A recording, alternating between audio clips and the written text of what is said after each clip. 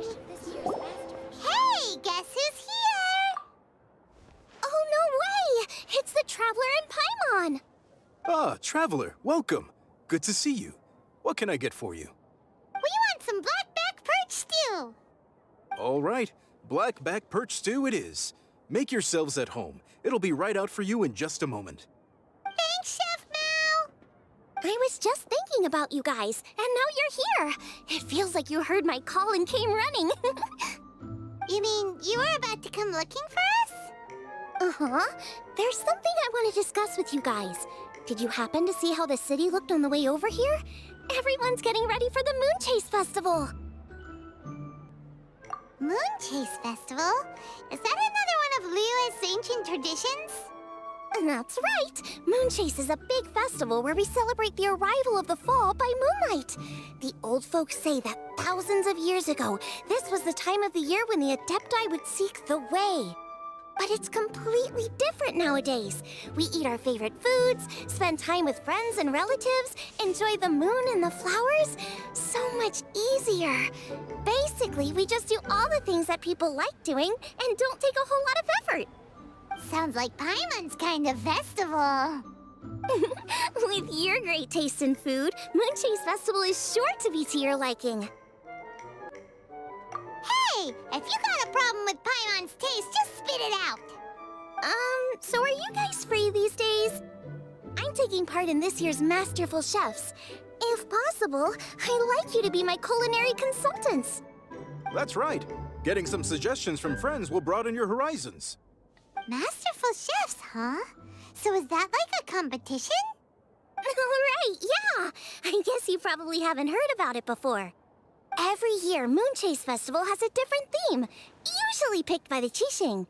This year's theme is Feast of the Bounteous Land, so the Keqing decided to organize a cooking competition. Feast of the Bounteous Land. Pretty much sums up what Liyue is all about. Great theme! I totally agree. I heard it was Ningguang that came up with it. She's so amazing and so full of mystery. Well, I want to take part in the competition, but coming up with new dishes is hard work. By the time you finally thought of something, cooked it, taste tested it, it can be hard to judge whether you're really into something or not. And so, I was thinking, I could get the two of you to help by gathering everyone's thoughts on what makes a great dish. I really want to think outside the box this time. And to do that, I'm gonna need lots of different ideas from lots of different people. This'll be a piece of cake! We've got friends from all over the map, haven't we? You sound pretty confident. Well, you know, not to brag or anything. But first things first, let's have a delicious one-min meal. After that, we can go around to all of our friends in Liyue and get their ideas one by one. Okay, great. Also, Golba should be back soon, so we can all go together. Here's your blackback perch stew, folks. It smells so good. It's my pleasure.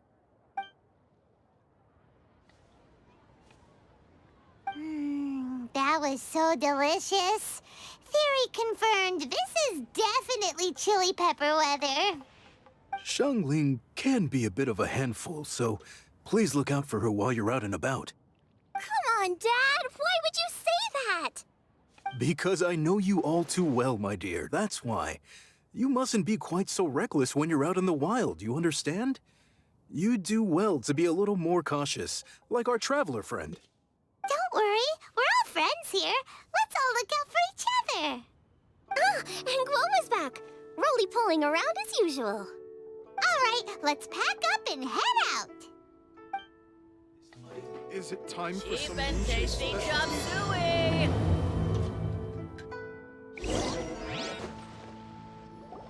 So, it's outside the box thinking that we're looking for, right? Huta always seems to have a unique perspective, so let's make this our first stop. What? My ears are burning. Did somebody say my name? Yeah, it's Paimon and the Traveler. Oh, and Xiangling, too. Oh, of course, Hu Tao. Way outside the box. Meaning you're here for some other reason, right? How might I be of assistance? Well, Hu Tao, I wanted to ask you, what kind of food do you like? What food I like?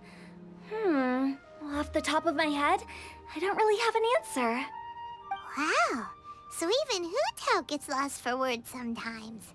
Paimon sure didn't see that coming. Come on, even the chirpiest birds clock out for the night, right? I'm no different. Pretty sure clocking out isn't something birds do, but okay. Right! There's no need to overcomplicate it. Just pick a dish and tell me what you like about it. I'm doing some market research. I see. Launching a new dish? Well, let me say right off the bat, nothing weird, okay? Some poached fish, a side of shrimp dumplings. That is all you need. Poached fish and shrimp dumplings? That's a bit ordinary, isn't it? Well, it is and it isn't. Think about it.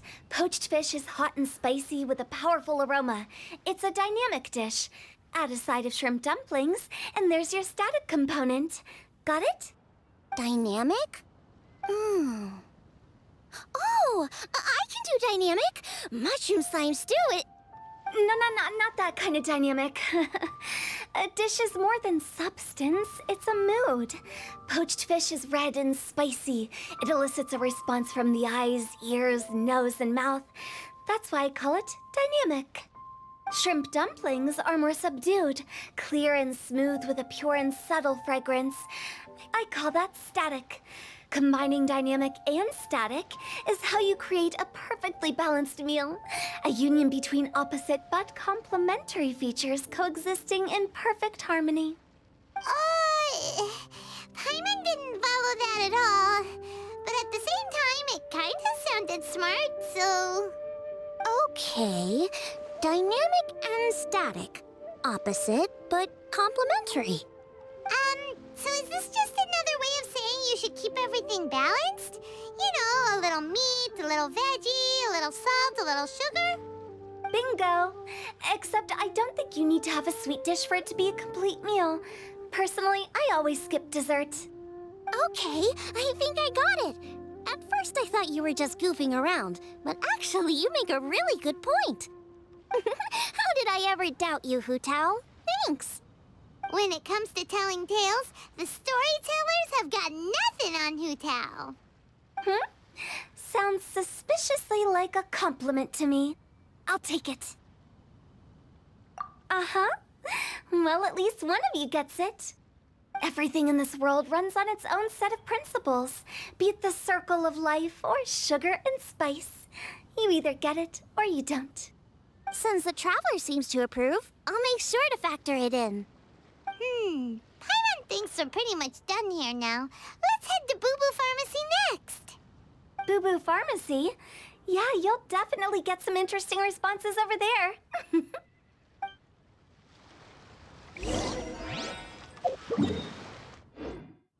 If you find out anything interesting, you've got to come back and tell me about it.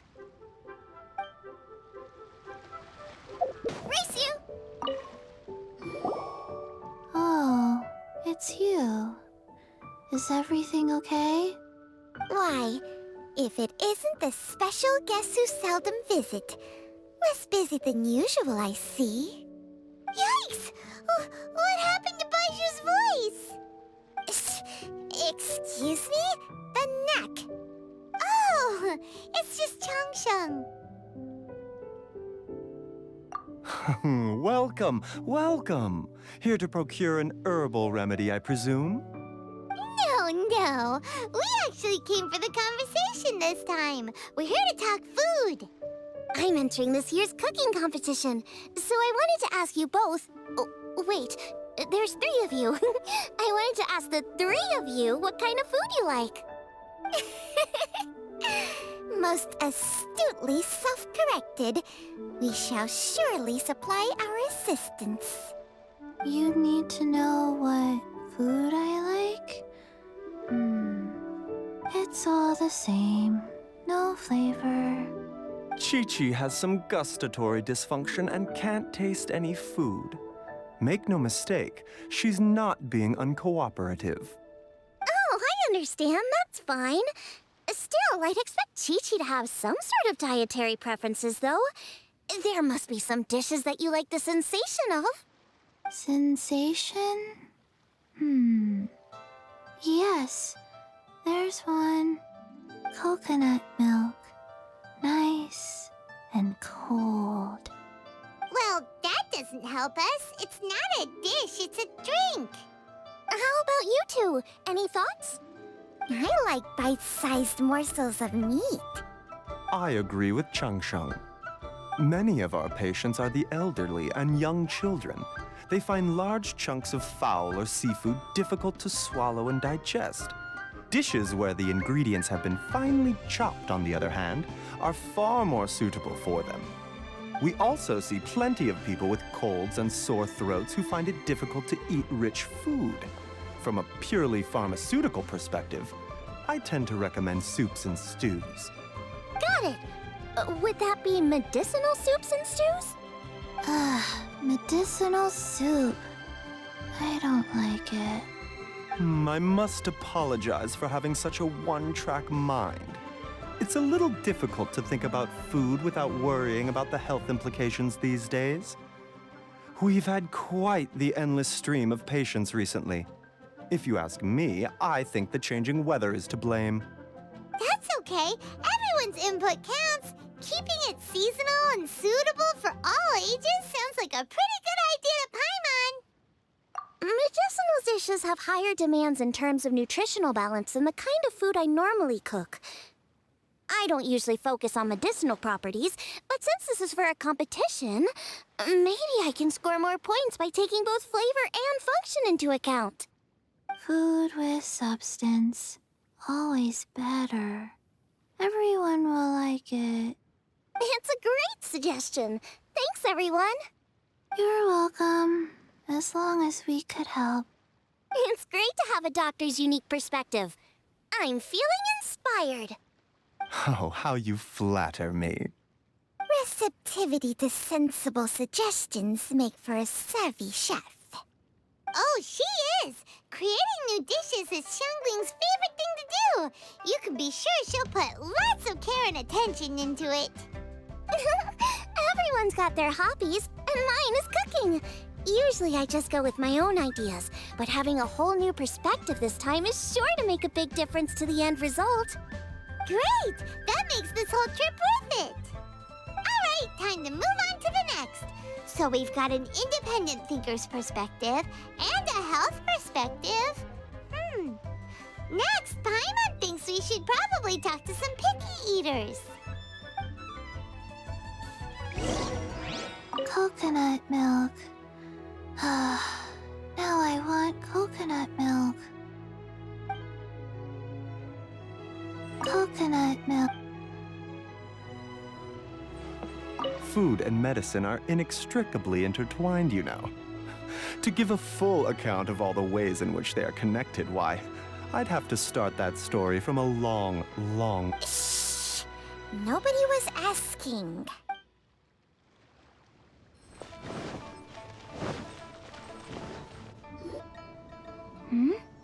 Oh, it's the Traveler in Paimon. And Xiangling. Greetings, friends. It's been a while. Hey, what brings you here? Has something happened?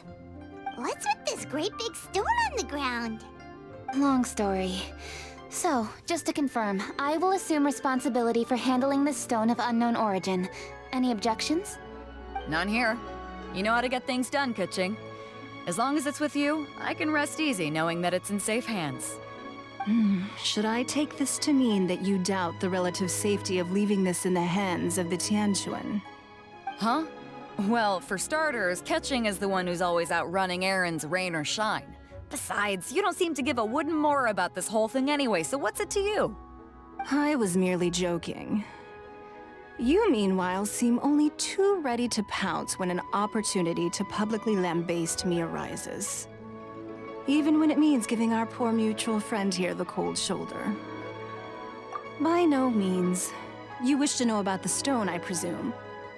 Then let me invite the great seafarer Captain Beto to tell the story, if she would be so kind. You... Fine. Well, it's a big one, right? And such a smooth surface, too. Makes you think there's gotta be a good chunk of jade in there.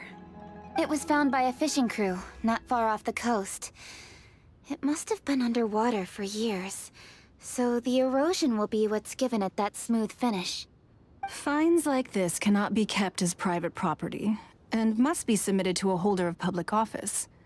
Placing it into our custody will also give them peace of mind. So, what's inside it? Well, we've hit it with just about every weapon we could get our hands on and haven't managed to even dent it yet. Clearly there's more to it than meets the eye. No weapon could smash it open. Wow. Paimon doesn't think we've ever encountered a stone like that before. Keqing has taken an unusually keen interest in this giant stone, which is why we are leaving the matter in her capable hands. Let's put that aside for a second. Traveler, what brings you here? Were you looking for someone? Actually, we were looking for all of you. We need all hands on deck here. Oh? Hopefully not because there's been some sort of cataclysmic event. No, nothing like that. Paimon's just getting carried away. I just wanted to ask everyone about their food preferences. Food preferences? That's a little unexpected. I have rather simple tastes. Precise, pure, smart, and sophisticated. That is all I require. That's your idea of simple, huh? I summed up my culinary requirements in 4 words. Is that insufficiently simple for you? A few weeks out on the open ocean would fix your flawed definition of simplicity, let me tell you that. What about you, Beto? Me? If it's freshly cooked and piping hot, that floats my boat. If it's got a little chili pepper in there too, I'm one very happy captain. Paimon thought you would have said bar food. Oh, bar food works too. As for me, it's got to be seafood. Okay, got it. So, seafood, piping hot, and, simple but sophisticated. And that's where I would disagree. Traveler, surely you've heard of golden shrimp balls. Oh my, they're my favorite. You need to wash and devein the shrimp, wrap it in finely sliced potato strips, then deep fry it to perfection. There's no room for cutting corners. They're very precisely put together. They taste pure, the presentation is smart, and the skill needed to cook them is highly sophisticated. It fits Ningguang's forward summary to the letter. Huh. So what you're saying is, for all the frills and trills, good food is all the same at the core? I heartily agree. Golden shrimp balls are a prime example. Their essence lies in combining art and nutrition in a single package. It is a dish of true value. Okay, got it. So Keqing loves golden shrimp balls. I didn't say that. Did I? No, at least not outright. Alrighty. Thanks for all your input. I'll be sure to take it all into consideration. Traveler, Paimon, do you have anything planned after this? Good. I'd like you to help me investigate something. It's about this stone. You picked the right people for the job. We investigate stuff all the time. My thoughts exactly. The Keqing has a public duty to deliver our final verdict to the fishermen, but there are also some things I would like to investigate on a personal level. I'm sure you've become acquainted with the general background of the Moonchase Festival. However, I have my own understanding of this festival's roots. My grandfather was a researcher of Liyue's traditions. In his notes, he indicated that there was a deity called the Stove God in ancient Liyue, which people paid tribute to at a certain time of the year. Very few written records make mention of the Stove God, and those that do are notoriously confusing. Some scholars believe that the Stove God was just another title held by the Lord of Geo, but others suggest that this was a different deity altogether.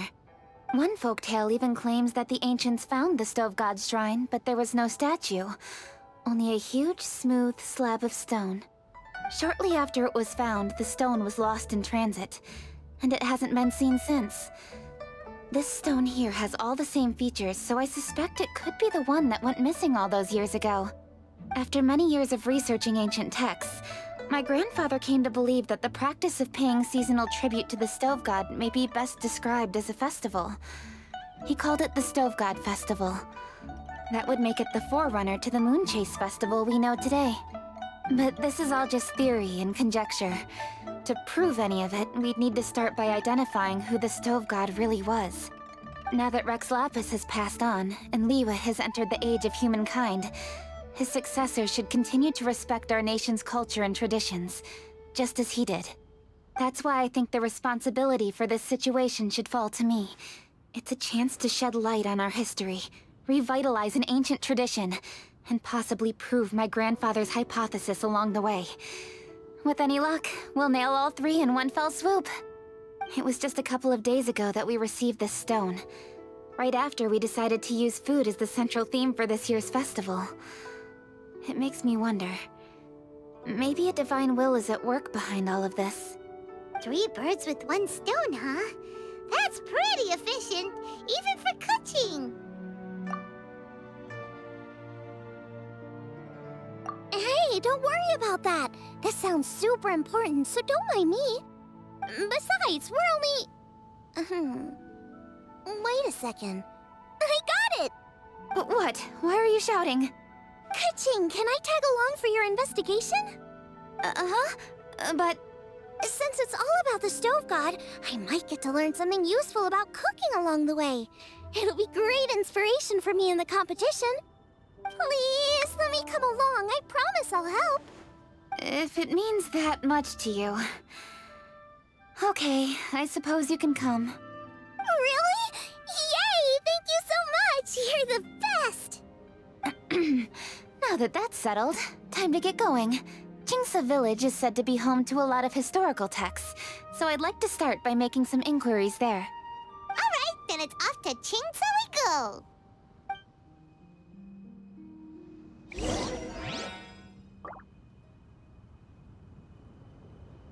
Oh, sincerely, Beidou, you misunderstand me. I have many simple pleasures. I take a stroll through Yujing Terrace and one down by the harbor every single day. Huh. Well, everyone has their way of procrastinating, I guess.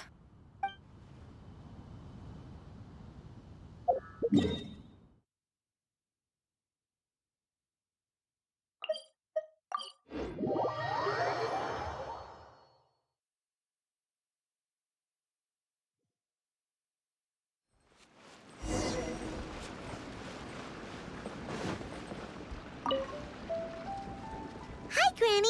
We need your help with some. Are there any old books around Jingsa Village? You know, from a really long time ago? Oh, looking for ancient texts, are we? Let me think. There is an old warehouse over there, property of the Feiyun Commerce Guild. Many books are stored inside, those that they have no room for at home. In fact, their youngest comes over this way to read sometimes. The Feiyun Commerce Guild's youngest? You must be talking about Xingqiu. Paimon didn't know they had a warehouse here. Let's go take a look.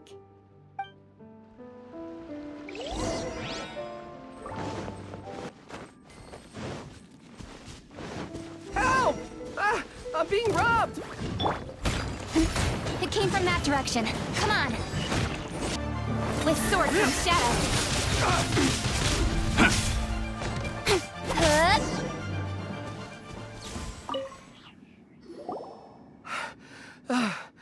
I've come here to clean the book warehouse plenty of times before, but this is the first time I've run into these crooks. Are you all right? I am, thanks to all of you. Hey, wait a minute. You're the traveler, aren't you? And you're with... Lady Keqing. An honor! Truly an honor! We'll try not to take up too much of your time. I understand that this book warehouse is the property of the Feiyun Commerce Guild. Could you advise whether we might find any text relating to the Stove God in this collection? The Stove God? I heard that's the Lord of Geo, right? Huh? Really? Yeah, a friend of mine who conducts research mentioned it once before. We use stoves for cooking, and stoves are built from rock. Some people think that the stove is a gift from the Lord of Geo. And that's why they call him the Stove God. Seems logical enough. But do you have any books on the topic? I'm sorry, I'd have to ask the young master about that. Oh, any questions? Please, ask away. Hey, it's Chongyun and Xingqiu! Hello, one and all.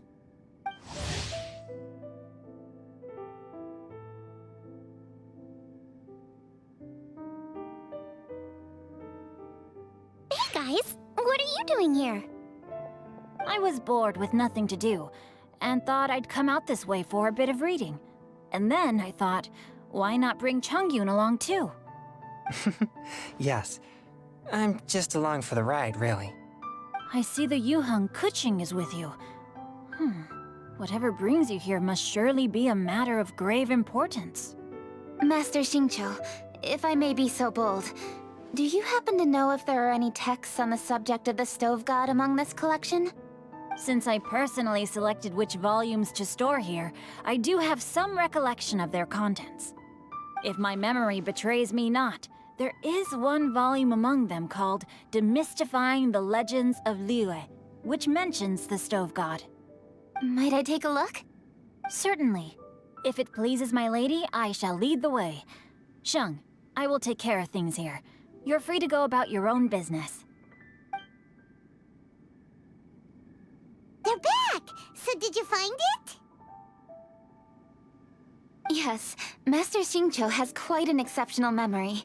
Demystifying the Legends of Liyue does indeed mention the Stove God. However, it says the following. The body of the dragon wielded a tail that could eclipse the sun, and claws to command fire and teach the ways of wisdom. Receiving the gift bequeathed unto them, humankind cooked food with fire, and thus did they prosper. The body of a dragon? The stories about Rex Lapis say the same thing. That much is true, but this is the only passage in the whole book. If we want to find out more, we'll have to continue our investigation. There's nothing further to discover here. It seems we'll have to look at other options.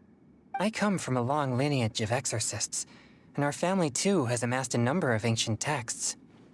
Now that you mention the Stove God, I seem to recall reading somewhere that this god once appeared at the Guili Assembly. Of course, I can't say if it's true or not. Books are penned by people. All they can do is show what the author was thinking. Everyone's mind is different, so every book on a given topic will give a different account. I apologize that we could not help in a more substantial capacity. Your help thus far is quite ample. Liyue is a vast and rich land. All things that existed here in the past have left their trace. So long as we do not abandon our search, it is sure to bear fruit eventually. Thank you all. We will continue our investigation elsewhere. Oh, hold up. I had a question too. Xingqiu, Chongyun, could you tell me what kind of food you like? Food? Oh no. You're not thinking of taking part in the Masterful Chefs, are you? Yeah, I totally am. What's wrong? You look like you've just seen a ghost. Xiangling, this is a major event. I beg you, please don't cook anything strange for this competition. What do you mean, strange? Mushroom slime stew, to give one example. Okay, fair enough. That dish isn't my most popular. But that's why I'm doing all this research, so I can create some really special dishes to win everyone over. Well, in that case, I like cold food. That's 'cause you can't handle hot and spicy, right? Yes, you're absolutely right. My tastes are on the mild side. I prefer gentle dishes with minimal seasoning. Soups and stews, vegetables and broth, seafood or freshwater fish, either boiled or steamed. these kinds of dishes I am most partial to. No surprises from the Guhua Geek. Okay, another mild child. Got it. These are just personal preferences, and everyone's are quite different. Are you sure this eclectic mix of opinions will be of any use? Of course! You're my customers, and putting a smile on customers' faces is my calling as a chef. Though Xiangling's market research blade stabs often into the dark, her heart never strays from the noble path. If anyone can win hearts and minds with their cooking, it's gotta be someone like Xiangling. She's got pure intentions and really cares about the customers. No, where's all this praise coming from? Knock it off, guys. You're embarrassing me. Sorry for holding you all up. That's all I needed to know. Shall we carry on with the investigation now? Over to you, Keqing. Where to next? So we've learned the Stove God allegedly made an appearance at the Guili Assembly. But today that place is largely a wasteland with few traces of human activity. Wangshu Inn is close by, so let's stop off there on the way over and see what we can find out. Forgive us, for this is where we must part ways. May your journey be a smooth one. Yes, best of luck. If you run into any difficulties, come and find us. We'll be only too glad to help. Let's go! Next stop, Wangshu Inn.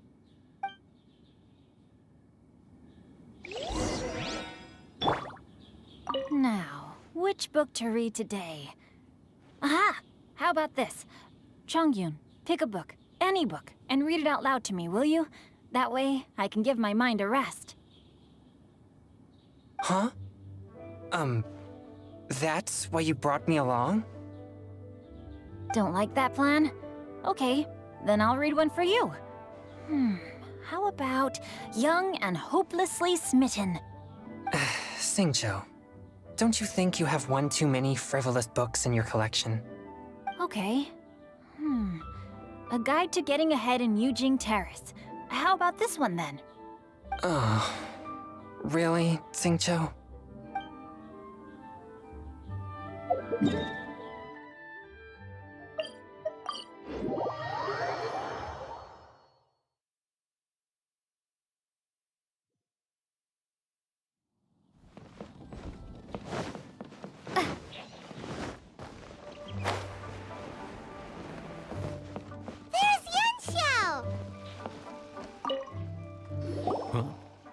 Oh, Traveler.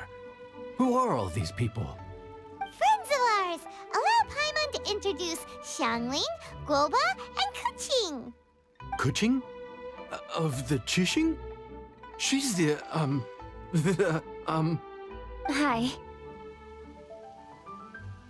It's not that. It's... I mean, I'm just your typical commoner.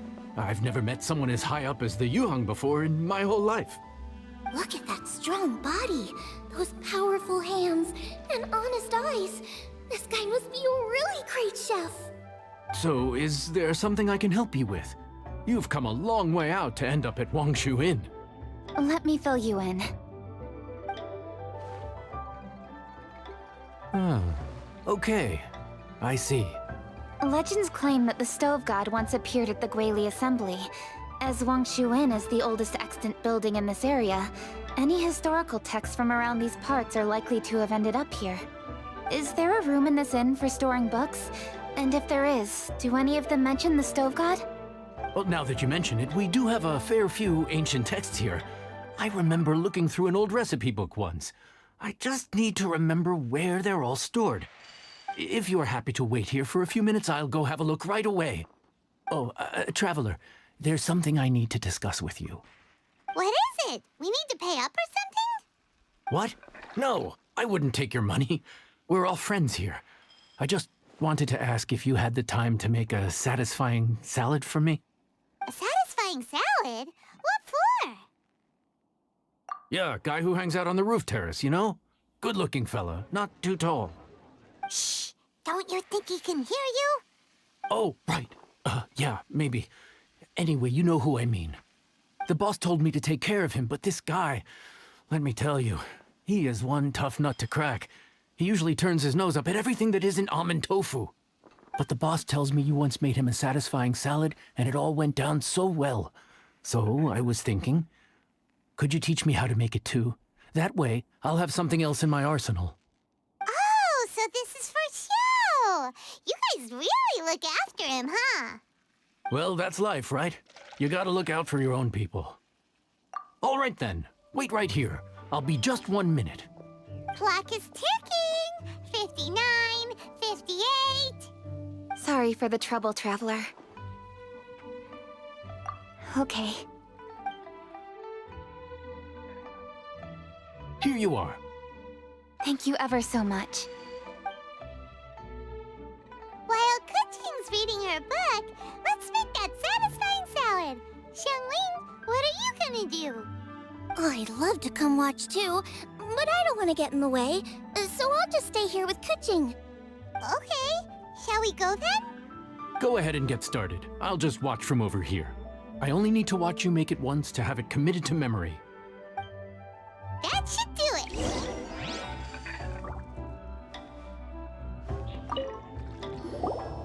All right, thanks for that. I think I've got it now.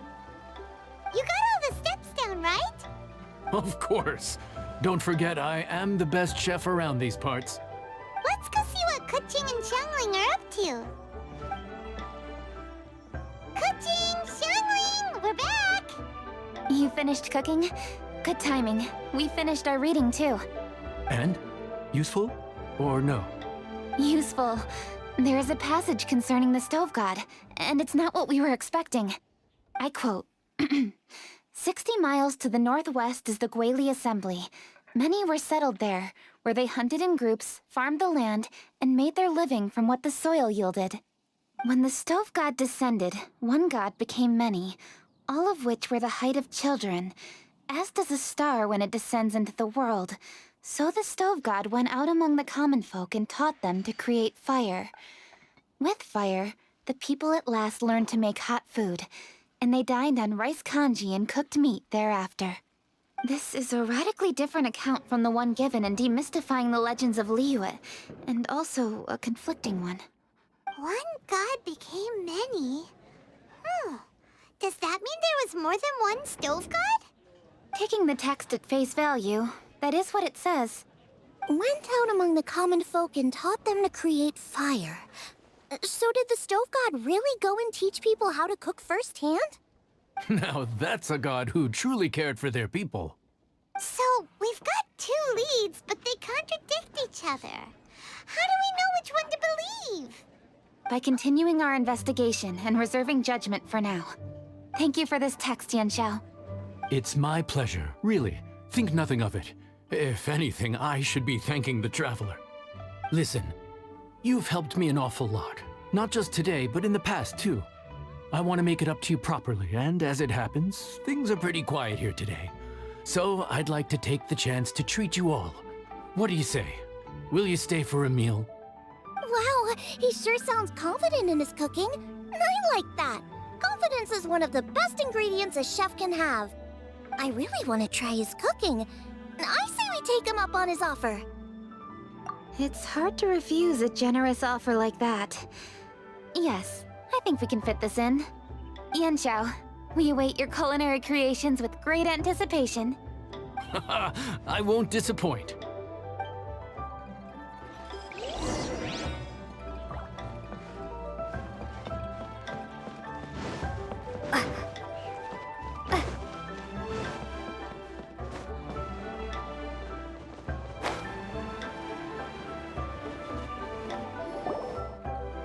Everybody, please be seated! You'd think you own the place.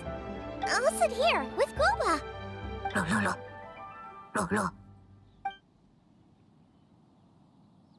Here we are. That's everything you ordered. It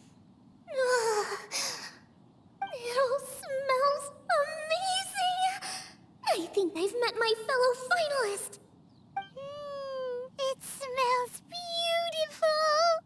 Strange. I never would have guessed that such a gifted chef worked here. This inn isn't particularly known for its food. Everyone likes a good meal, whether they're staying the night or just stopping by for a bite. We call it an inn, but the fact is it's much more than that.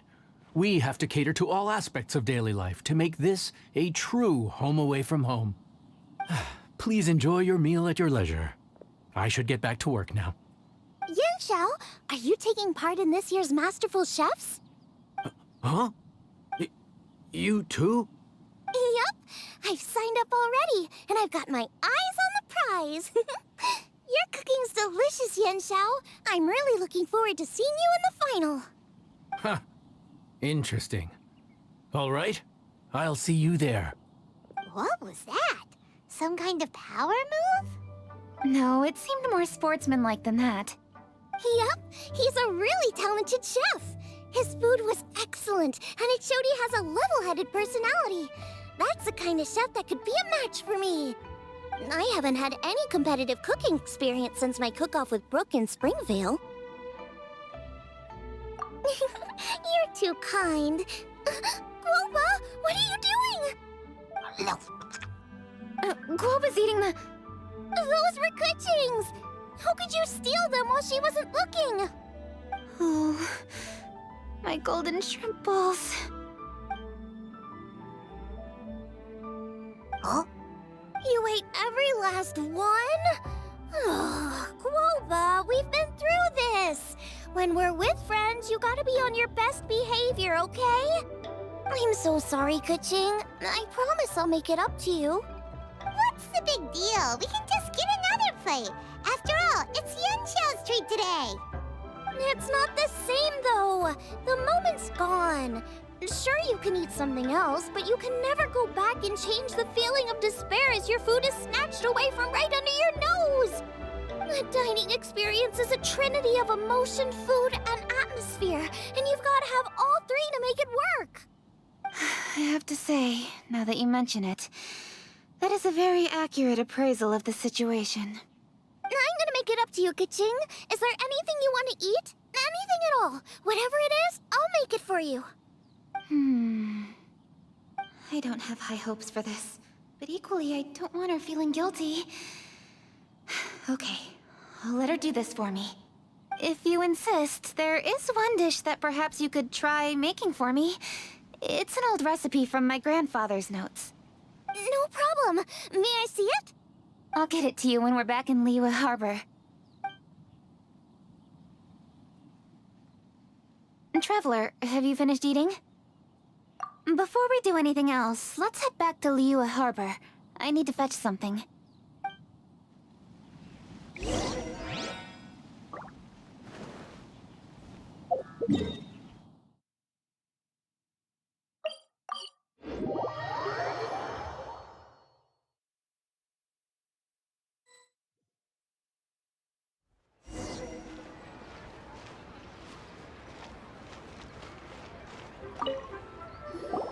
I need to go home to fetch my grandfather's notes. Let's meet at Wanmin Restaurant later. Great! I'll go get everything ready. Traveler, what about you? Are you gonna do your own thing for a while, or do you want to come in and have a seat? I actually have something to discuss with her.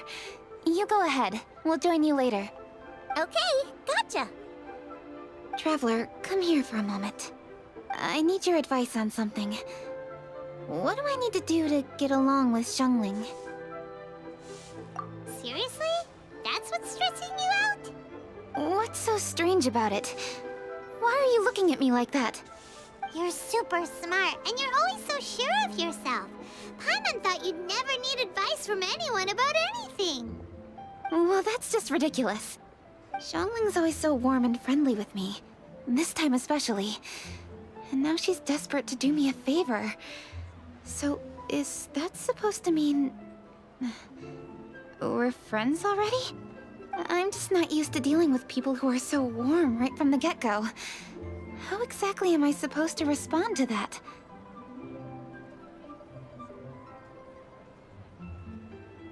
Oh, okay. Noted. Thank you, Traveler. I'll see you again shortly.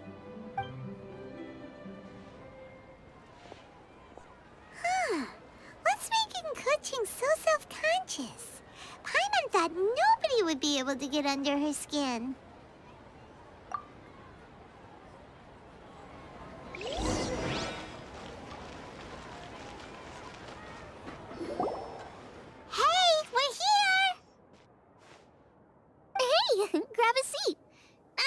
through my ingredients to see what I'm missing. Oh, we're gonna do this now? What is it?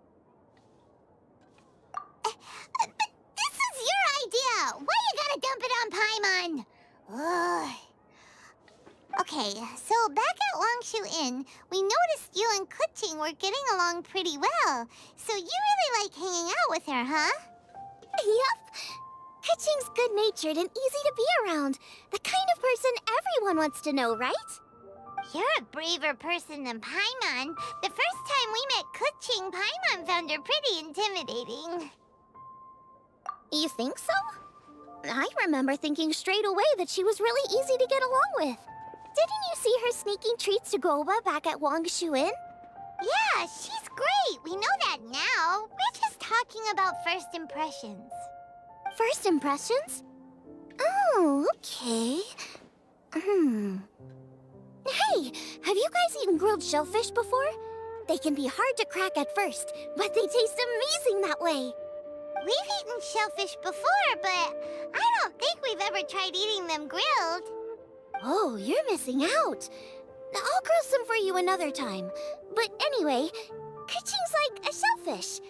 Maybe a little closed off at first, but once you get to know her, she's got a soft and squishy side too.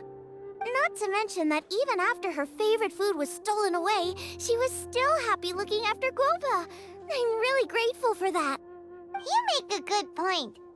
You know, Xiangling's intuition for people seems really spot on. Is that why she took a liking to Keqing so quickly? All right, let's see.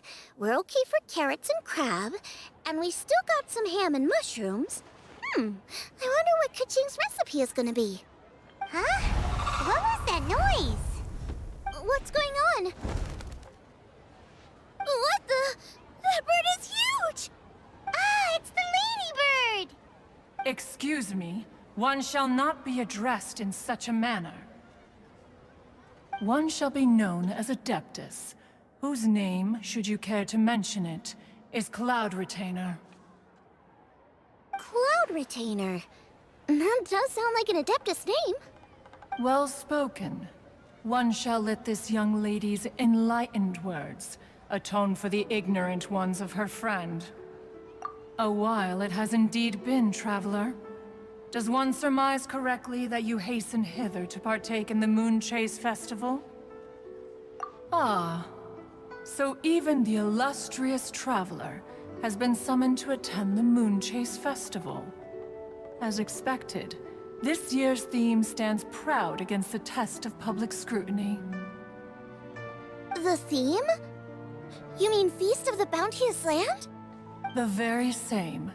Moonchase Festival falls during the season when many cooking ingredients are ripe. Hence, it is a fitting time to enjoy the finest of foods. One noticed the relative pomp and ceremony with which this year's affairs are being conducted, and could not abide to stand idly by. Let it be known that one's culinary proficiency and ingenuity is uncontested in all the world. Thus does one now appear in this realm, that those who inhabit it might witness one's latest creation, a supreme cuisine machine. A supreme cuisine what? What's a supreme cuisine machine? Patience. One's purpose here today is to meet and to greet. Nothing further. All shall be revealed before your very eyes when the time arrives. Traveler, you are one who has witnessed much of the culinary world. When the day comes, one would be most pleased to see you in attendance, offering your most vociferous ovations. Oh, so we're officially invited? That which is implicitly understood needs not be made explicit, let alone official. I shall say no more and dwell here no longer. Await my word. Be there or beware. This bird always disappears just as quickly as she shows up. Wait, not bird, Adeptus. Hey, wait! Isn't she technically an illuminated bird, though? She seemed like someone very prestigious and very talented at cooking. She definitely loves her food. What are you all huddled together over here for? The Adeptus left already. Yay! Keqing's back! Sorry I kept you waiting, Xiangling. This is the recipe from my grandfather's notes. They're not in the best condition, so rather than bring them out of the house, I just transcribed the recipe. Unfortunately, the texts my grandfather worked with were very old, usually faded, damaged, or both. Some parts are missing from this recipe, too. Do you think you'll still be able to work with it? Oh, okay. Let me take a look. Give me some time. I need to look into it. Sorry for the trouble. Oh, you're all here? That voice sounds familiar. Sorry to interrupt your conversation. I was in the area buying a few things, and I heard the disturbance, so I felt compelled to come take a look. You mean Cloud Retainer? I saw her too. She just suddenly showed up right in the middle of the street. Whatever adeptal power that was, she certainly knows how to make an entrance. Lady Keqing, you saw her too? Do you, have a moment? I need to discuss something with you. What is it, Ganyu? Has something urgent come up while I've been out? No, it's nothing work-related. I wanted to ask about, something personal. Is that okay? A personal matter? Involving me? Surely I haven't done anything improper recently, have I? Please, Lady Keqing? This is really important to me. Oh, okay. I noticed Cloud Retainer was here for quite a while. Did she say anything about... me? When I was young? About your childhood? No, nothing at all. What? Really? Thank goodness. I was getting really worried. Once she gets talking to people, she tends to go off on all sorts of tangents. So I was worried she might have bored you with some stories about me. Your name didn't even come up, so you've nothing to worry about. Keqing, how are you not asking a bunch of questions right now? There's obviously some juicy gossip here. Aren't you curious to find out what it is? Please, no, don't do that to me. Of course not. Whatever it is, I'm not curious and I'm not going to ask. If Ganyu has a secret and she wishes to keep it that way, nobody should make it their business to try and get it out of her. That's just basic decency, is it not? Yes, ma'am. Paimon will never bring it up again. Keqing, thank you. You're so kind and considerate. I've always seen that in you. What's that got to do with... Honestly. Go on, you should be getting back now. Oh my, you're right, I should. Okay, everyone, please excuse me. I should get back to work now. Take good care of Keqing for me. Hey, what are you trying to say? Don't worry, Ganyu, we will. Thanks. Hope to see you again soon.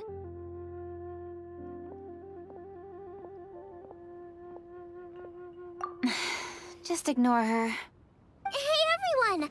I just had an idea. It only occurred to me when that Adeptus showed up. Do you think the Stove God could be an Adeptus too? Ooh, could be. I don't want to assert either way, but it seems highly likely. In that case, we should go ask the Adepti about it. I think my master might be able to help. Master? You mean your teacher is an Adeptus? Uh-huh. She's over at Yujing Terrace. Come on, I'll introduce you. I think I may have...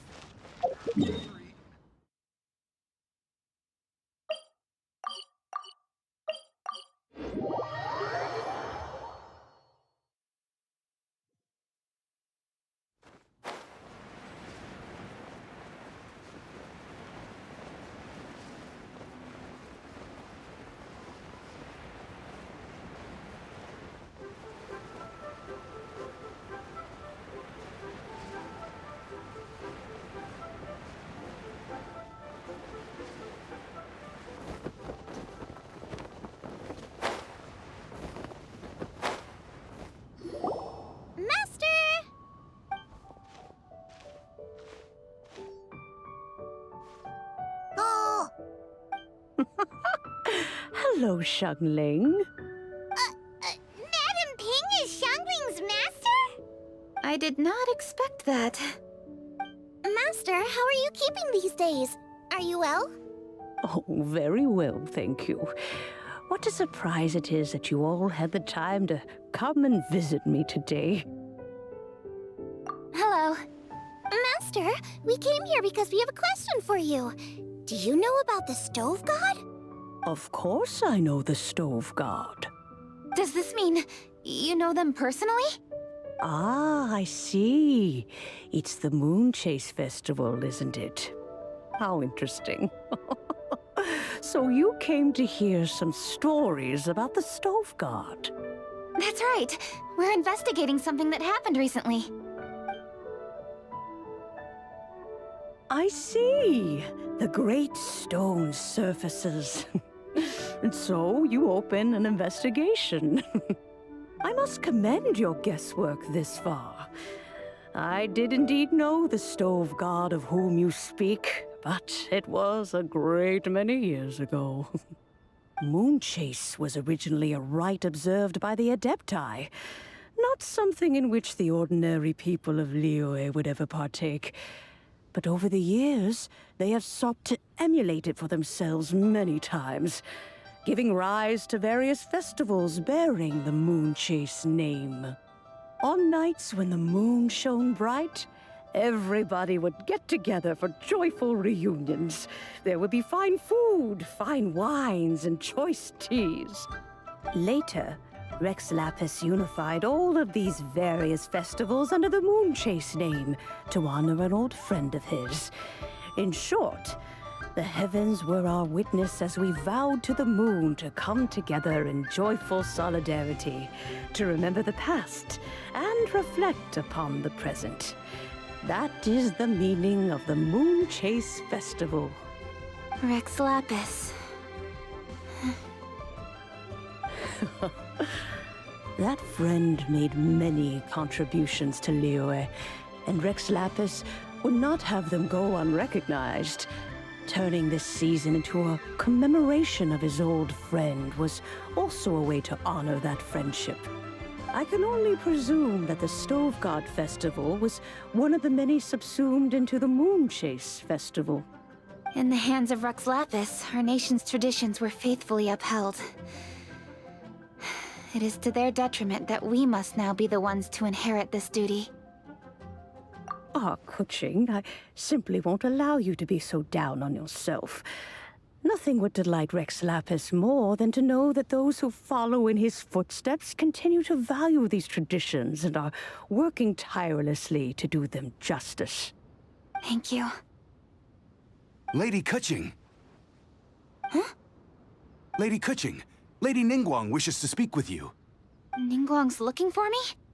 Must be important. Please excuse me, everyone. If I'm not back soon, you'll find me at Ningguang's office.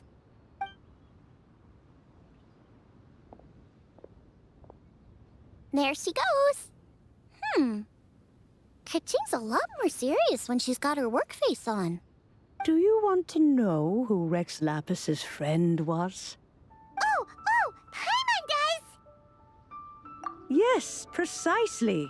There are few genuine coincidences in the world.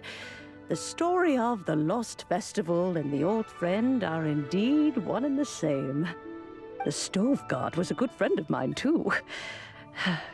What a pity it is that the god is now gone both from the world and from people's memories. How could that happen? It is to everyone's regret that the Stove God passed. But gods cannot be fully destroyed, and we made a pact to wait until the land became fruitful once more. For perhaps the Stove God would then return, albeit in a new form. Really? Master, you must miss the Stove God a lot, right? From the way you talk about it all, it sounds like you were the best of friends. Yes. Thinking back on it all, there are many fond memories. I'm pleasantly surprised to find that Keqing is investigating this. She is a tenacious child, and anything she sets her mind to, she will diligently pursue. It warms my heart and makes me want to give her a helping hand. Unfortunately, however, I cannot simply give her the answer, for the process is of great importance to her. Keqing's grandfather once researched the stove god, and now she follows in his footsteps. Since Keqing has inherited this conundrum, so too she must inherit the journey to its resolution. You knew Keqing's grandpa? Of course. I count all the people of Liyue among my good friends. I remember when he was the same age as Keqing is now. So young. Grandparent and grandchild are definitely made from the same mold. Both diligent enough to take on anything and bold enough to see it through to the end. I like to think of Liyue as my own little potted plant. I've watched it grow and blossom, and it grows more beautiful all the time. In the blink of an eye, the buds of yesterday are in full bloom today. It's wonderful to see. For new blossoms must bloom on the branches if the tree is to remain evergreen and ever young. My dears, you are absolutely right to focus your investigation on the stone. It is, as you suppose, the lost statue of the stove god, and within it lie all the answers that you seek. I should like to see the stone for myself if you would lead me to it. Perhaps the truth will emerge even as we watch on.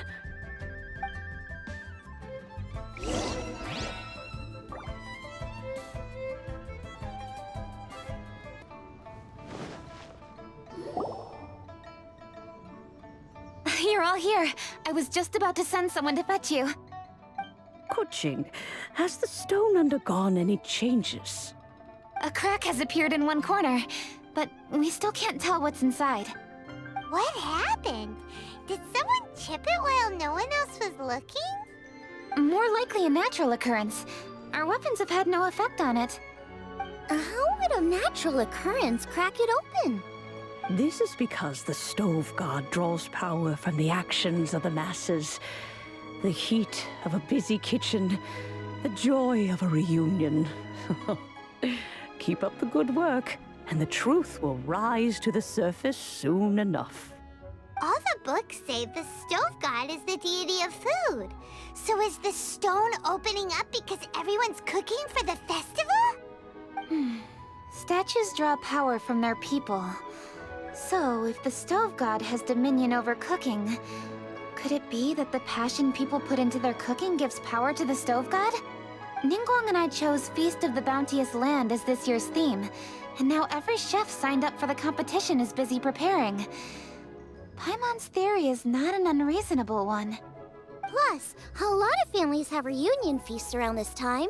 With everyone back home, the whole city's bustling with people, and that adds a lot to the festive atmosphere.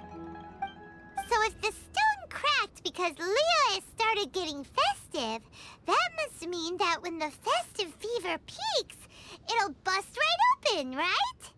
That's gotta be it, right, Master? Well, we'll have to see then, won't we? Okay, the fact that cooking is involved gives us a perfect opportunity. The selections phase of Masterful Chefs will be held indoors and seen by only a few people, but the finals will be held outside in public. Everyone who wants to will be able to come and watch it. The atmosphere will be incredibly lively, no question. And when the finals end, boom! We'll get to see who the stove god really is, right? It's definitely a possibility. Well, I've already signed up, so I should be able to help. Yes, for a chef as accomplished as yourself, getting to the finals should be a breeze. All this talk of cooking competitions is making Paimon hungry. Oh, Paimon can't wait! It'd be great if Paimon could take a nap and then wake up when it's the finals.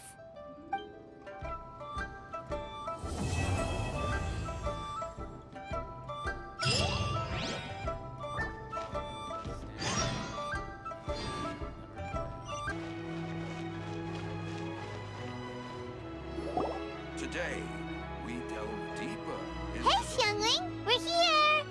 Traveler, selections for Masterful chefs. Really? Woohoo! That's great! It was a total breeze. I wasn't even trying. But a true champion never rests on their laurels. I'm still gonna need your help to prepare for the competition. I made a few new test dishes, and I was hoping everyone could try them and give some feedback. Traveler, you want to be the first? Oh, yeah, we did. And anyway, we get to eat your food all the time, so we're biased.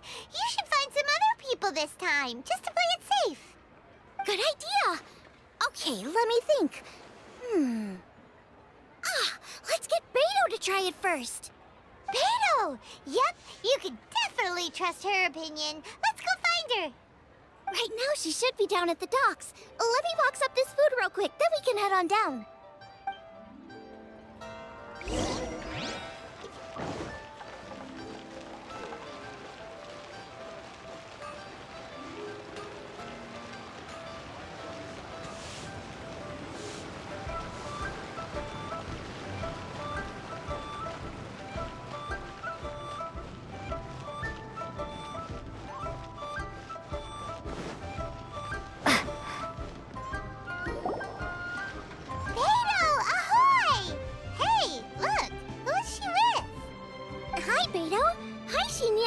Interrupting anything?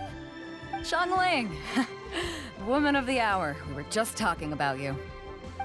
Beta was saying you and I should get ourselves on board sometime. Says the whole crew's been asking for us.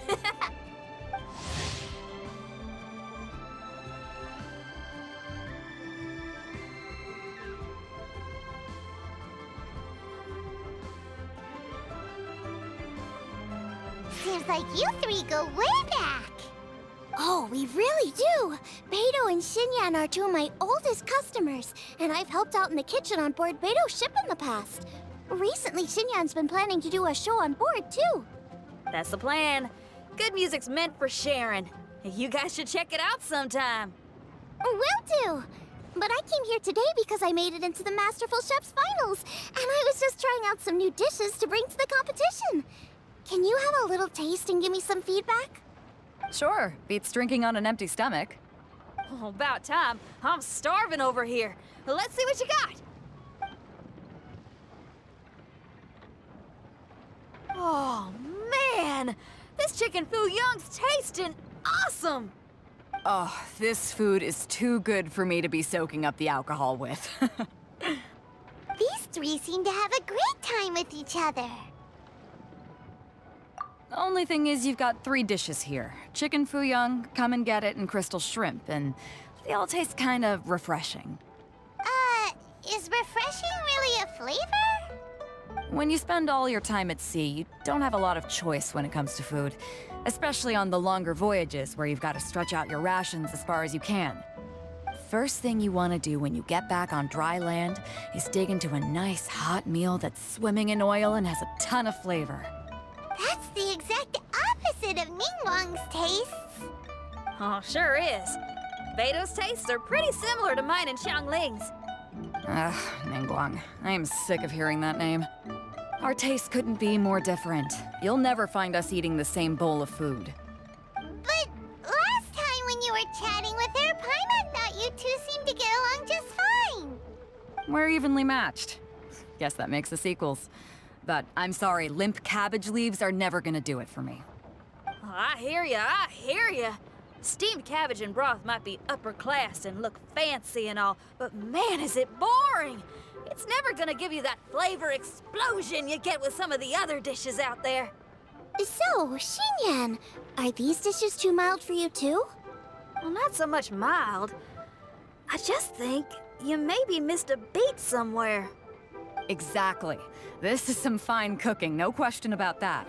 But if this is for a competition, it needs more oomph. Beat? Oomph? Are we sure these terms apply to cooking? Beat and oomph. Beat, yeah. You know what a beat is? I only know music, though. I'm nowhere near your level when it comes to cooking, so don't mind me if it doesn't make much sense. No, you're both completely right. Beat and oomph. That's what I need. I actually thought as much while I was cooking them. Even though this was a brand new combination, it still felt like I was missing that one thing that'll seal the deal. You know, really push it over the finish line. Seems like she's found her muse. Does that mean music theory is compatible with cooking? Hey! Paimon didn't quite get the implication, but Paimon can tell when you're being a meanie. Okay, I think I know what I need to do. Great! So this went really well. Don't hold back. Just get out there and do your thing. You're a pro, Xiangling, and you've totally got this. Hands down, best chef in Liyue Harbor. Ain't that right, Beto? Well, I think so anyway. More than any other chef. And there ain't a whole lot of people I'd be willing to say that about. I'll do my best. Thanks, everyone. All right, we'll leave you to it. I'm gonna take Xinyan on board for a while. Xiangling, they both had pretty strong tastes. You sure that won't be a problem? Shouldn't we get a second opinion from someone with milder tastes? That's a good point. Beto likes her greasy stir-fries, and Xinyan can really handle her spice. Yeah, we should get another opinion. Now, who do we know whose tastes are on the mild side? Traveler, any suggestions? Who? Oh, right! Makes sense! So, back to Wangshu Inn? Who? Who is it? Someone you just missed last time we were there. Huh? Oh, Paimon remembers! He said that we just need to speak his name and poof, he'll show up. Will he definitely hear us saying his name though? Maybe we should find somewhere quieter.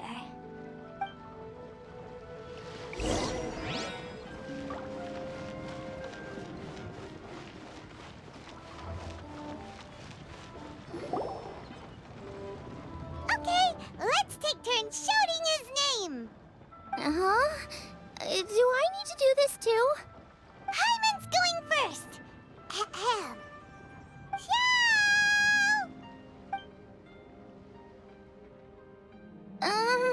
Nothing's happening. Let me try again. That's weird. Does he not want to hang out with us? Oh, wait, so let me get this straight. Some guy with special powers promised you both that you just need to shout his name and he'll show up? Well, not both actually, just one of us. Oh, right. Well, you should be the one to try it then. Paimon clearly just doesn't want to feel left out. Okay then.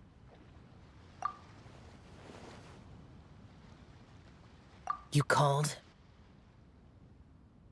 Whoa! He actually came! You spoke my name, did you not? When I make you a promise, I will honor it. Blink of an eye and poof! He's there! That's how you know he's an Adeptus.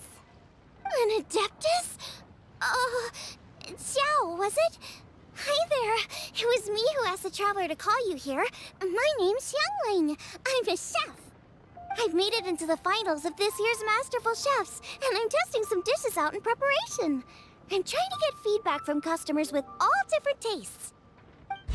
Customers. And that includes me? Uh-huh.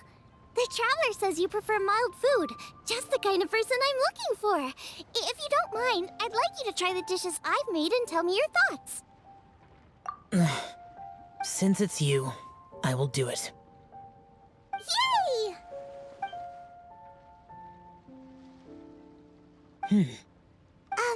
How is it? Are you sure you can eat it? Don't force yourself. Tastes pretty good.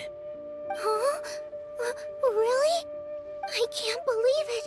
An Adeptus says he likes my cooking. If my dad was here, he'd be crying tears of joy. You excel in the culinary arts. I'm reminded of another chef I know. That chef cooks dishes with soul, as do you. Both of you are masters of your craft.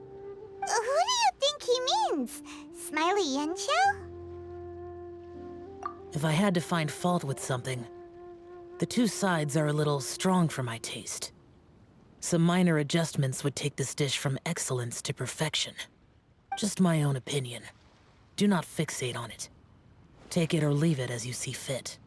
All right, go easy on the sides. Okay, I got it. Thank you, Adeptus friend. It was really great to meet you. I'll be leaving now. See you next time. Paimon still can't believe he actually came! So, what would happen if we called his name again now? Do you think he'd come back right away? Oh, kinda, maybe not really joking. Jeez. Good news! After 2 rounds of taste testing, I've had an idea on what to do next. Great! Lucky we picked the right people to talk to.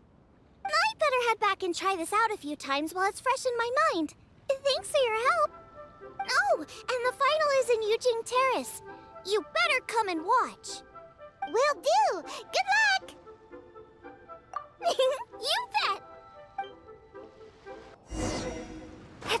Let's head to the competition venue. It should be starting soon.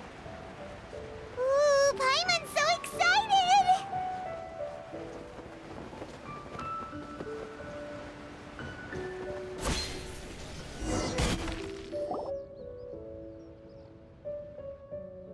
Welcome, everyone, to the Masterful Chef's Final. At the appointment of this organizing committee, I am your host and officiator, Yanfei. Hey, Yanfei's here too! This event is brought to you by the Liyue Keqing in collaboration with a number of participating enterprises. The competition is divided into the selections phase and the finals. We saw many contestants from all over Liyue in the selections process, and all of them were outstanding chefs in their own right. Of those, the 2 strongest participants were put through to today's finals. In just a few short moments, the finals will take place right here before your very eyes. As the officiator, it is my honor and privilege to represent the organizing committee and indeed the people of Liyue in overseeing today's proceedings. Next, please allow me to introduce the judges. There will be a select panel and an audience panel. The 3 members of the select panel are the Tianquan, Lady Ningguang, the Yuheng, Lady Keqing, and last but not least, gourmet connoisseur, Uncle Tian. In addition to these 3, 10 judges will be chosen from among the audience to sample our contestants' dishes and cast their vote. That makes a total of 13 judges, with 13 votes between them. Each judge will vote for their preferred finalist, and the one who receives the most votes will be today's winner. It's all so exciting! And now, please join me in welcoming our 2 contestants into the arena. Come on out! To my left, a competition favorite down from Dihua. Life's harsh when you live on a marsh, but this kitchen ace will put a smile on your face. Please welcome Smiley Yanxiao. Hi, everyone. Whoa, Yanxiao made it into the finals too! But what's up with him? He seems really nervous. Yanxiao! Chin up, shoulders back! Everyone from the inn is super proud of you! Huh? Oh. And to my right, a stalwart of Liyue Harbor culinary scene, a little feisty with a whole lot of spicy. Give it up for Xiangling! And her mysterious assistant, who knows who? Paimon knows, it's Guoba! Hey everybody, I'll do my best. Contestants, please repeat after me. As a finalist in Masterful Chefs, I solemnly swear to commit myself fully, compete fairly, and abide by all competition procedures. As a finalist in Masterful Chefs, I solemnly swear to commit myself fully, compete fairly, and abide by all competition procedures. As a finalist in Masterful Chefs, I solemnly swear to commit myself fully, compete fairly, and abide by all competition procedures. And I, for my part, promise to uphold the principles of fairness, impartiality, and transparency in my officiation of the proceedings. Now, I will hand things over to the select panel judge, Ningguang, for the announcement of today's theme. Thank you all for being here today at the Masterful Chef's Finals. I am the Tianquan Ningguang. The organizers have chosen the theme for today's event, and that theme is Of Earth and Waterborn. Of Earth and Waterborn. Just like the Feast of Bounteous Land. It really captures the spirit of this year's Moonchase Festival. It's like surf and turf, but the deep and meaningful version.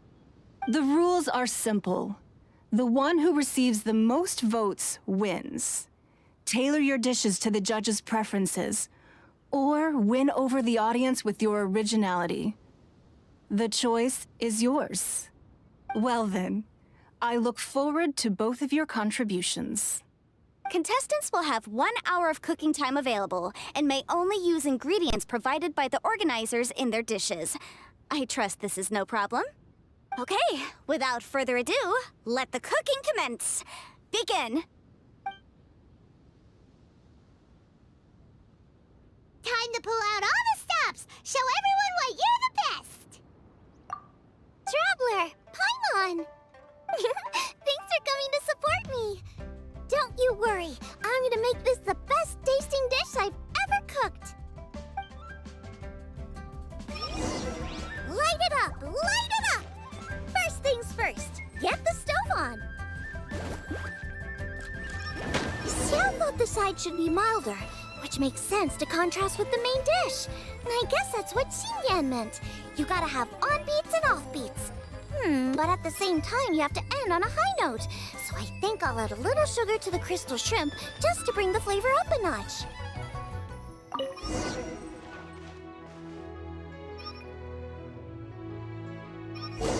Triple-layered consomme is pretty bland to begin with, and I can't have two sides with the same texture. Luckily, the organizers have provided some very aromatic broth.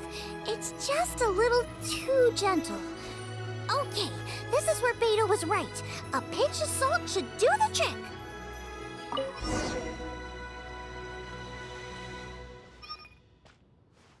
Jueyun chili chicken is the main event. Can't afford to compromise too much here, but maybe some pepper will set it apart without alienating anybody.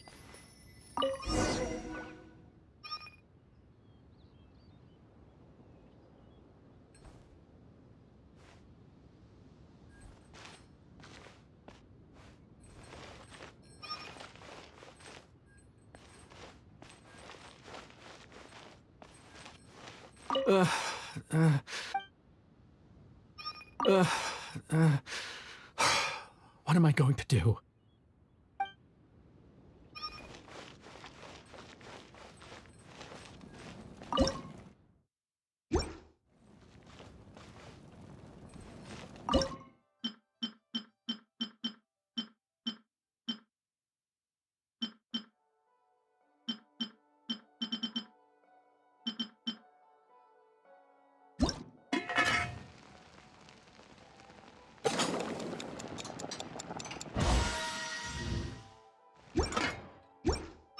Huh? Oh, Yunxiao. He doesn't look so good. La la la. Ah, guava. Whoa, what's this? Hold up. Things are taking an unexpected turn on the Masterful Chef's stage. Xiangling's mysterious assistant appears to be aiding her opponent. Judges, are we going to allow this? We knew in advance that Xiangling would be accompanied by a mysterious assistant, and the judges agreed that the two could be classed as one individual for the purposes of the competition. But what do we say to this? I take no issue with it. In any case, the assistant hasn't done much in the way of assisting.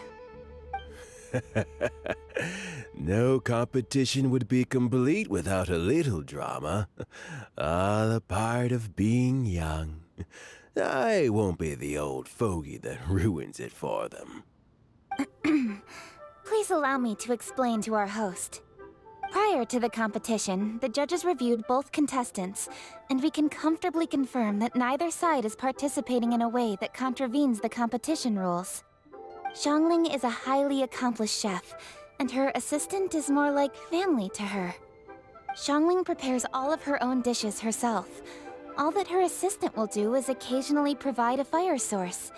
Given Xiangling's level of culinary skill, the difference between her using firewood or her assistant is a trivial one.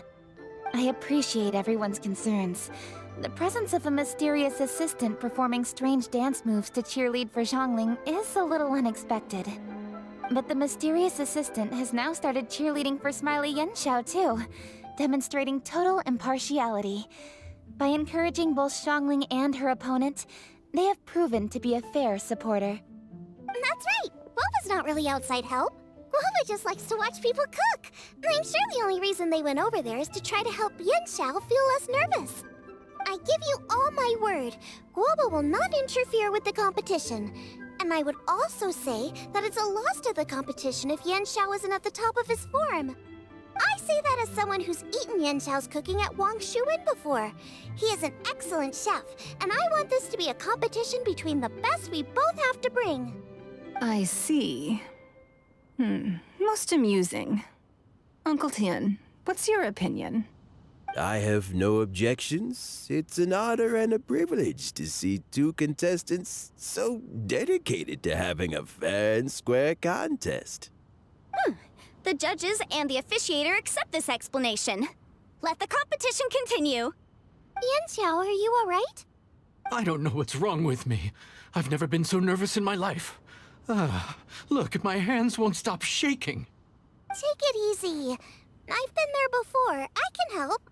Try saying a tongue twister to yourself in your head. Or think of some happy memories about your dad. Why my dad? That's a bit specific. 'Cause that's what I do.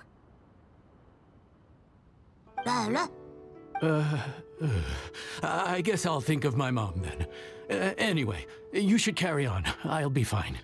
Don't hold up your own dishes on my account. Nothing's being held up. I'm finished already. Huh? Oh, right. Then I need to focus up and win this thing. There you go. That's the attitude we want. You're a very capable chef, Yanxiao. So come on, show everyone what you're made of, just like you showed us last time at Wangshuin. Yes, you're right. I can do this. I can do this. Thank you, Xiangling. And thanks to your, well, thanks. Time for me to get cooking.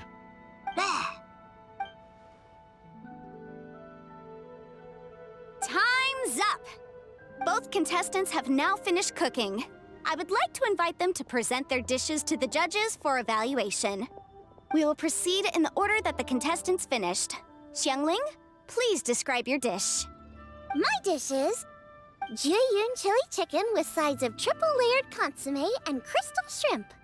The theme is of earth and waterborne, which includes land and sea. In other words, land animals, fowl, and seafood are all potential ingredients. My main dish, Jiyun chili chicken, is a combination of fowl and chilies. Jiyun chilies capture the essence of the mountains where they grow, and fowl is a gift from the heavens. Triple-layered consommé also uses fowl, and its other ingredients are ham and bamboo shoots.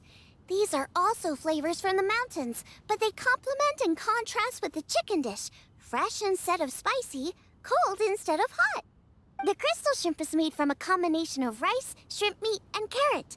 A thin, translucent skin wraps diced carrot and a whole shrimp, fresh, crispy, and tender.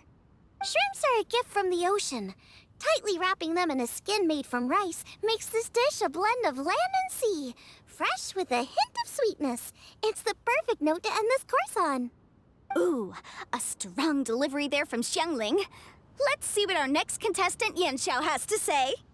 My dish is Adeptus Temptation with a mint salad and golden shrimp balls. As Xiangling says, earth and water means land and sea. So birds, land animals, and seafood were also the ingredients I incorporated. Adeptus Temptation is a much-loved dish in Liyue, and as chef of Wangshuin, I've always been proud to offer this as the signature specialty dish of our menu. It's a complex dish with very particular ingredients: smoked ham, crab, fresh shrimp meat, and matsutake. I chose this as my main dish as a sign of respect toward my profession and to this competition. The mint salad is my first side. Cool and tender with a subtle sweetness. It's a perfect answer to the rich and strong flavors of the Adeptus Temptation. Golden shrimp balls is a time-honored classic loved by everyone. A hearty and wholesome broth, followed up with a shrimp ball. Oh, pure bliss.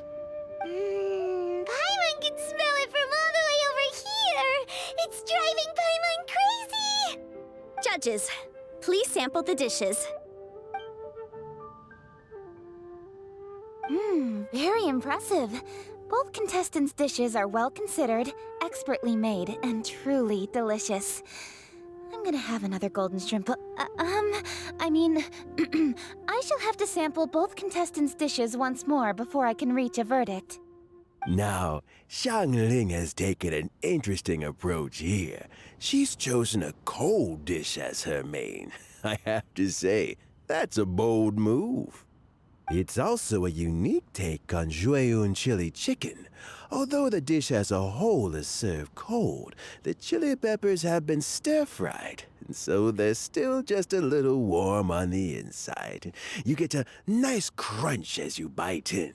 Then you get the spiciness and warmth all coming in together, and then just a hint of that wonderful pepperiness to top it all off. It's quite simply extraordinary. This Adeptus Temptation is quite exceptional. The triple layer consomme is also a very superlative contribution. Excellent flavor, well balanced between sweet and savory. Yes, the standard is very high. Judges of the select panel, I will now ask you to consider your votes carefully before writing them down and handing them to me. Also, the organizing committee has selected today's audience judges, and they are now evaluating the dishes. Everyone who's been lucky enough to sample today's dishes, please consider and cast your vote independently. How are we not involved in this? Why didn't they pick us to be judges? Paimon has buckets of passion and oodles of expertise when it comes to food. If they don't want Paimon, it's their loss. Yippee! For all the chefs there are in the world, and for all the amazing dishes they can cook, the fact remains that you're the one who treats Paimon the best. Thank you all for waiting. All votes have been received and counted, and the results have been returned to Ningguang. I now invite Ningguang to take the floor and announce the results of the Masterful Chef's Finals. It is my pleasure to announce that the winner of the Masterful Chef's Finals is...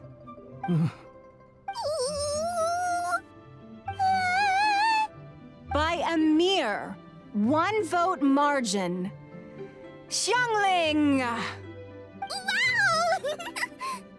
What? How is it so close? Well, there it is. I knew it. It was a close contest, but we have a winner.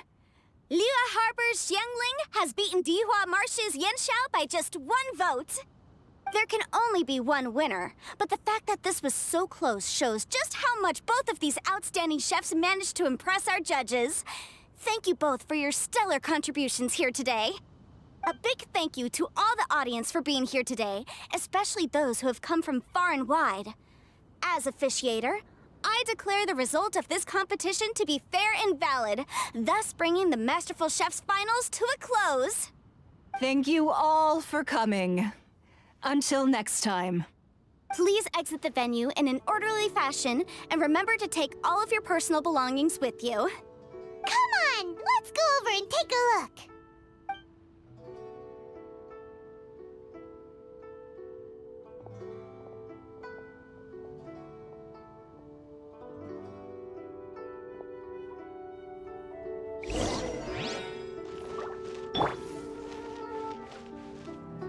Looks like I won this time, Yanxiao. But I'd still like to try your dishes, if that's okay. Sure, I'll have a try of yours too.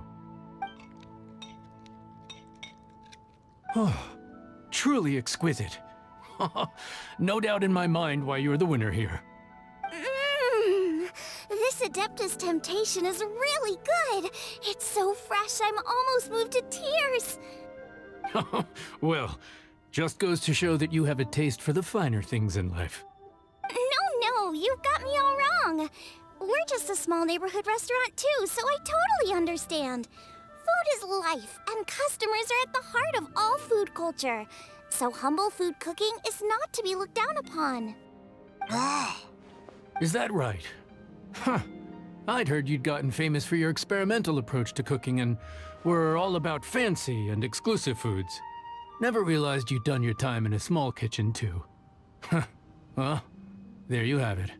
All the greats come from the smaller places. The same goes for you. You can't work in an inn kitchen unless you know how to consistently please customers. It's no wonder your food is so top-notch. You're the kind of competition I'm glad to have. Let's stay in touch. Maybe we can find some time in the future to trade tips. You got it. And next time we meet as competitors, let's both be even better than we are now. All right, deal. Traveler, Paimon! Thanks for coming. Did you get to try the food? Don't even go there. Paimon's still peeved. I can't believe it. You didn't get picked? Well, never mind. Don't get mad. I'll make some more for you when we get back. You will? Woohoo! Great! Oh, the organizer said that Yenshao and I need to go register our delivery addresses. Apparently they're gonna deliver an exclusive ingredients package and the prize money at a later date. So I need to get moving. I'll come find you guys after. Xiangling seems really happy. Good for her. Looks like Keqing and Ningguang left already. As the organizers, they must have gone to wrap up some last-minute things. Let's go ask them for an update about the statue.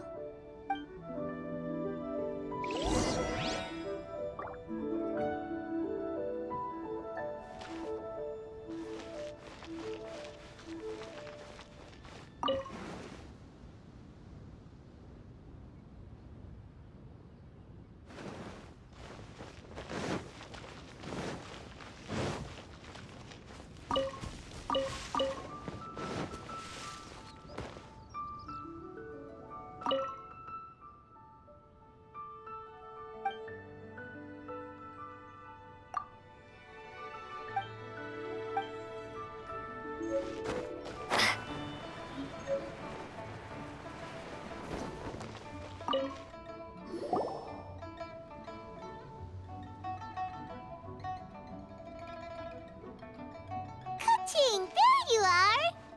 Oh, you found me. Huh? Is everything okay? Traveler, I have found myself in something of a predicament. In the competition, I voted for Smiley Yenshao. So you're frustrated because you can't go back and vote for Xiangling instead? No, that's not it. As a judge, I had a duty to remain objective. I made my decision after thinking about it very carefully, and my conscience is clear. Xiangling is my friend, so by rights, I should be honest with her about this. But, as you know, I voted based purely on my personal opinion. As a contestant, Xiangling may not be able to appreciate this, and I do not know how to deal with people of her temperament. I just don't know how to break it to her. It's no big deal. Just say it however comes naturally. Xiangling of all people isn't bothered about that kind of stuff. And anyway, she still won in the end. Oh hey, here you are. I've been looking for you for ages. Xiangling, there's something I need to tell you. What is it? My grandfather always said to me, in contests of food, always follow your heart. Which is to say that in gastronomical disputes, or indeed competitions, one must cast their vote for the party that they agree with. This decision must be based on one's honest thoughts, not influenced by any external factors. Of course, that was just my grandfather's opinion, but I have to say, I am inclined to think he had a point. So, despite the fact that I am your friend, I cast my vote for Smiley Yenshou's Adeptus Temptation.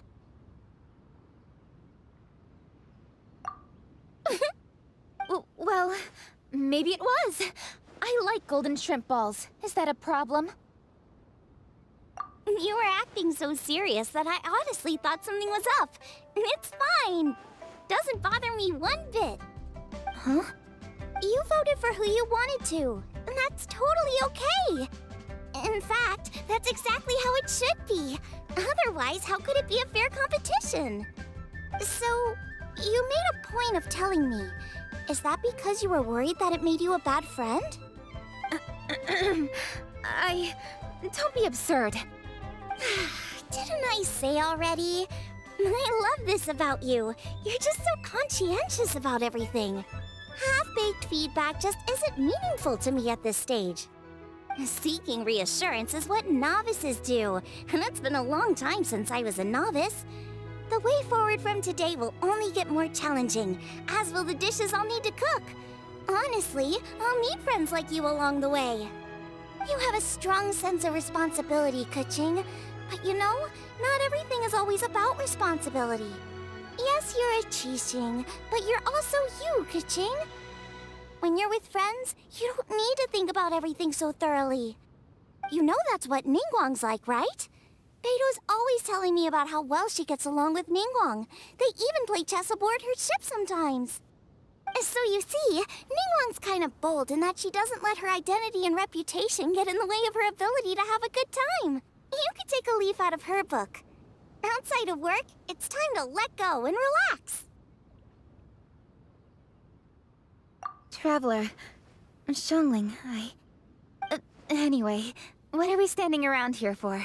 Let's go and check on the status of the Stove God statue. Oh, yeah! Paimon had nearly forgotten about that. Let's go see.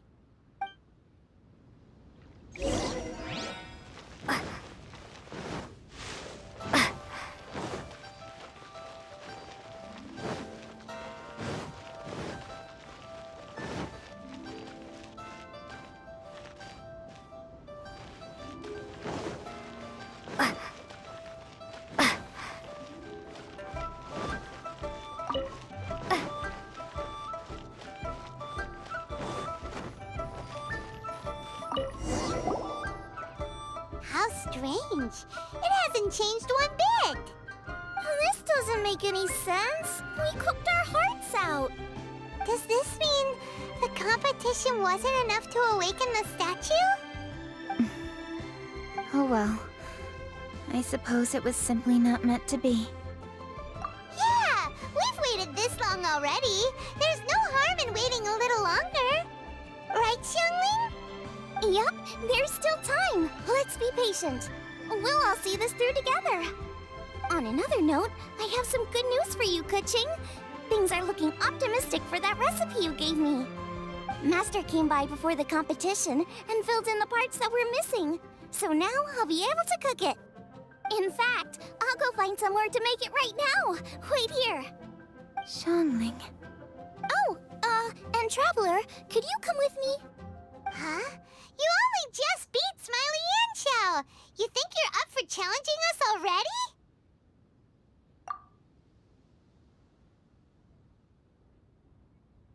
Obviously not what I meant.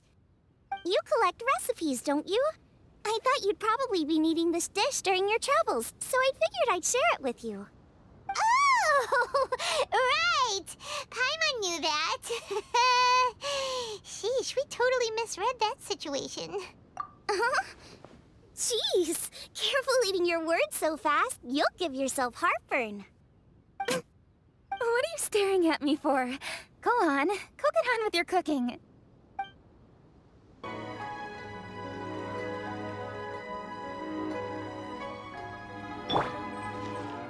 Boba, get them!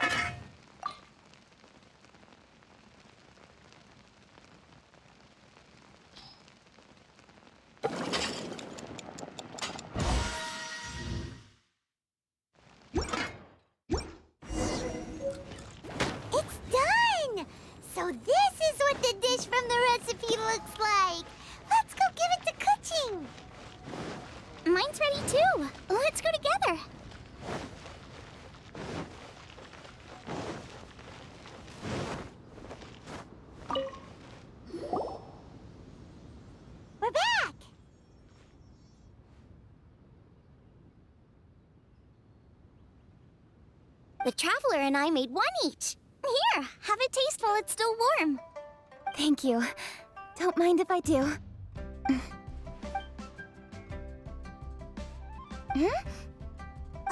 What is it? What does that face mean? This flavor. I've tasted it before. Apologies. Xiangling, Traveler, thank you both. This is everything I had hoped it would be. It tastes wonderful and, quite amazingly, somehow it took me right back to my childhood, when my grandfather was still around. Really? That's awesome! I didn't have a chance to fully explain before. In fact, when Master had filled in the missing parts of the recipe for me, I realized that I already knew how to make this dish. You already knew? You mean you were able to make this without ever seeing the recipe? Uh-huh. My dad taught me how to make it. Wait, but isn't this dish from Keqing's grandpa's notes, though? About that.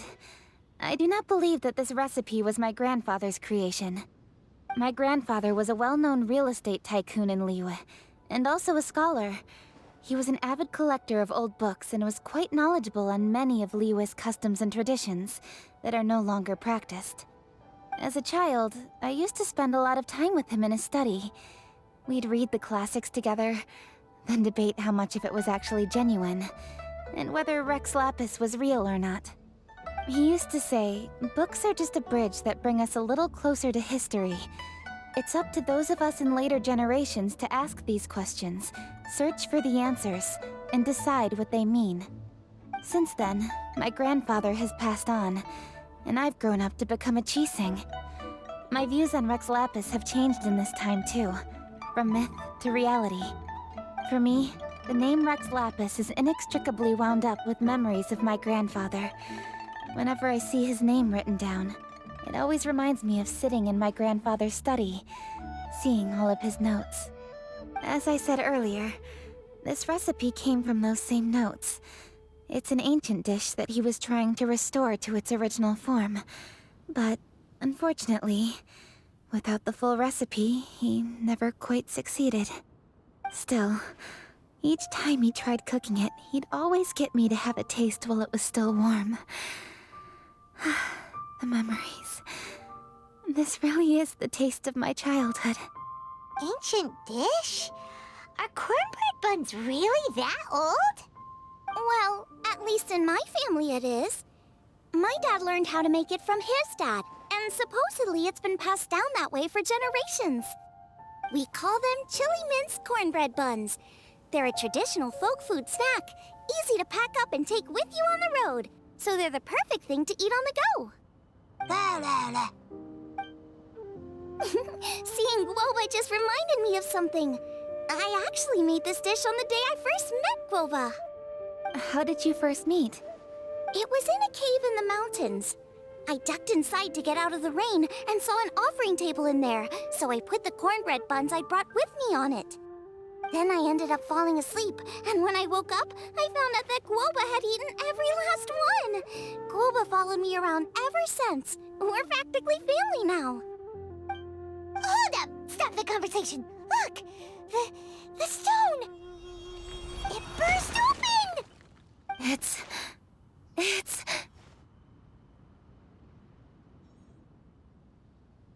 Guoba? What are you... What? Ah, I see the chili mince cornbread buns have been served. Master! Granny, look! The stove god statue looks just like Guoba! Oh, indeed it does. After all, Guoba is the deity you've been searching for. God of the stove. Guoba is a god? You asked me if a sufficiently festive atmosphere would be enough to reawaken the stove god. And my answer is this. Yes. And no. The stove god has always been a deity with great affection for the people, and who acts in response to their desires. To him, the heart's passions and the heart's desires are not the same thing. Passion can be a technique, a skill, something derived from experience. But desires, they are deeper, more innate. They are the heart's strength in its purest form. Masterful chefs is wonderfully exciting, but it is more an exercise of passion than of desire. And passion alone will not suffice to reawaken the stove god from his deep slumber. But just now, when Keqing ate this dish she had longed for, a deeply held desire was fulfilled. As well as receiving an answer to her question, she also gained something much more precious. A moment of poignant nostalgia so vivid, it felt like she was right there alongside her grandfather. The enormous power unleashed by the fulfillment of this desire resonated with the stove god's statue and caused it to manifest once more the form it took in the past. Of course, the stove god himself is not contained within the statue. The true stove god has been here with us all along. How does it feel, seeing a statue of yourself from your glory days? Look at him.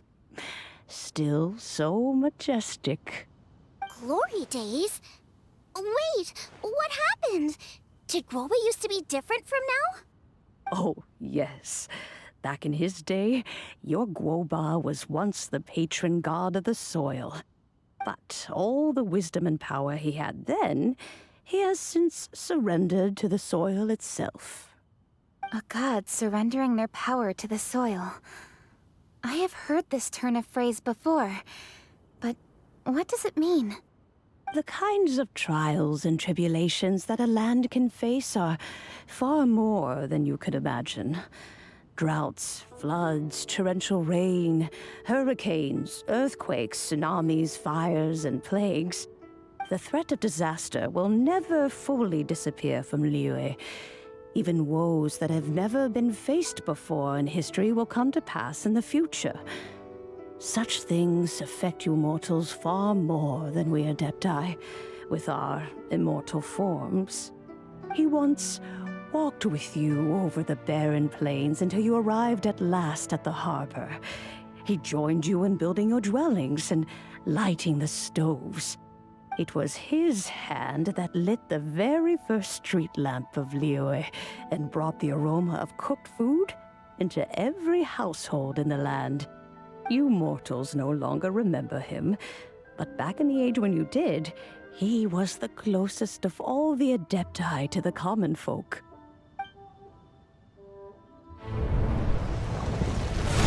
Moonchase, god of the stove, born from a spark when stone struck stone. He was a god with a great love for humanity and their well-being.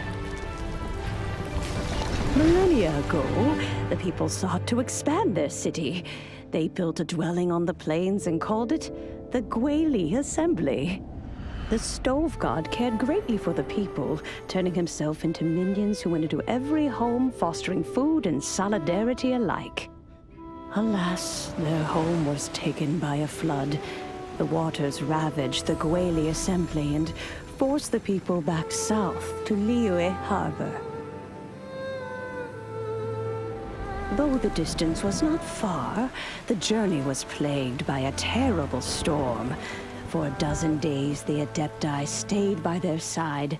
During this time, the stove god cooked an ancient delicacy, flatbread with a meat sauce to stave off the cold and damp, fit for those on the move. Centuries later, disaster and plague arose once more. The stove god would appear no longer, for he placed all of his power into the land itself to quell the calamities. His power expended, and his wits greatly reduced. Thus his body decreased in size. By the time he parted ways with us, he wasn't even the height of a human. He told Rex Lapis and I of the dishes that bring joy and of the secrets of the flame, then went into the mountains and entered into a long slumber.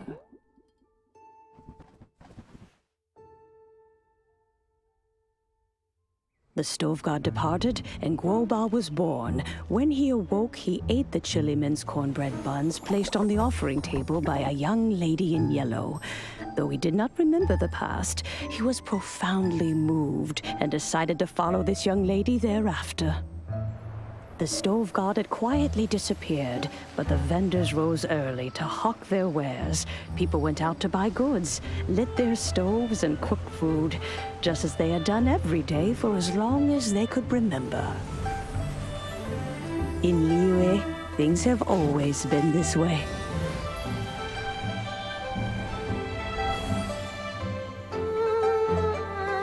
Nature provides, the mountains rejoice. We are blessed by heaven's good grace. Years have gone by. The world has transformed, but our way of life survives.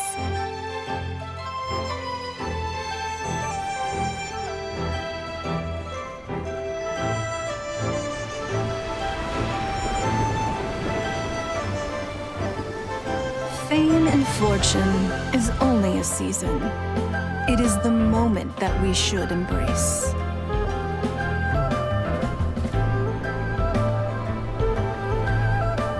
Past meets present. Heritage becomes legacy. Long into the future may we thrive. You once told me that dining is the profoundest of customs in the human world.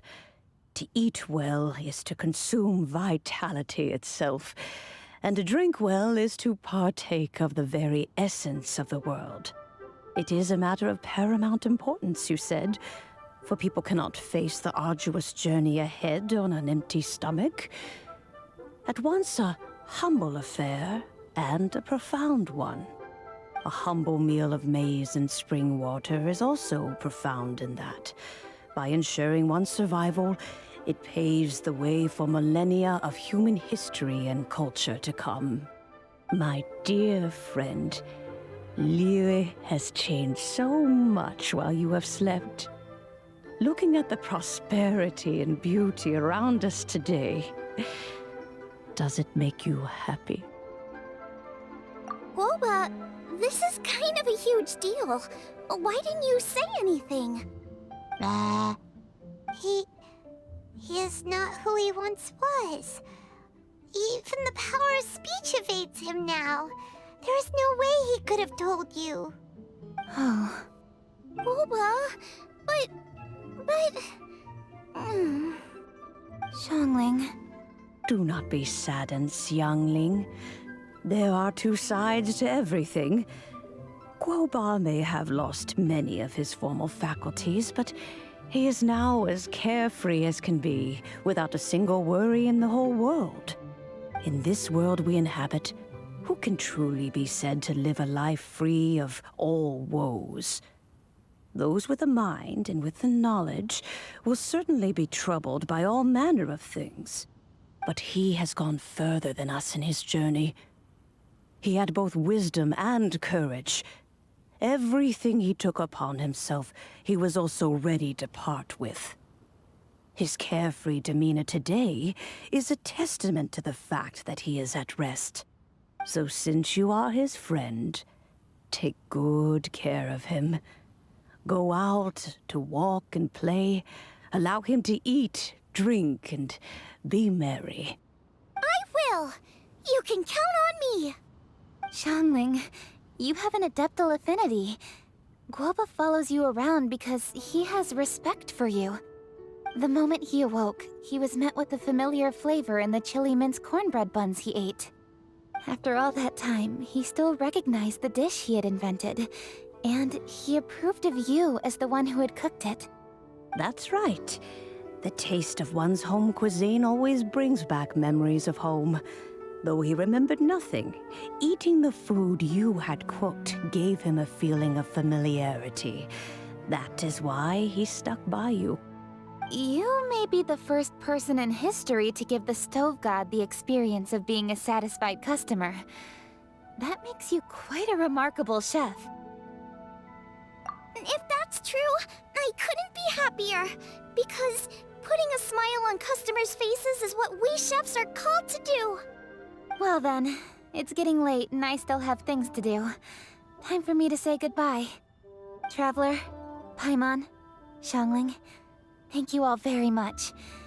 I look forward to spending more time together in the future.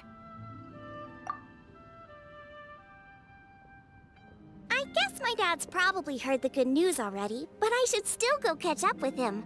Master, it's been a while since you came by. Why don't you join me? He thinks about you all the time, you know. He's always telling me to invite you over.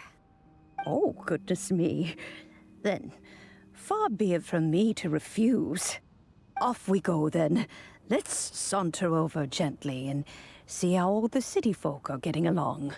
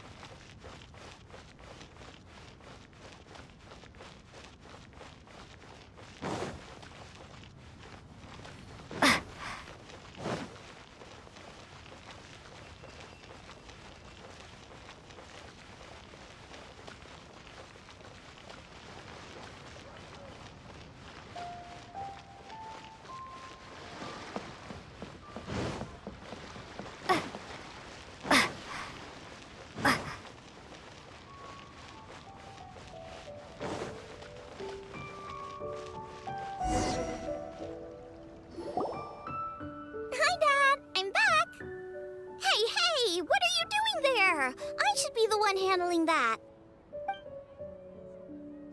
Oh no!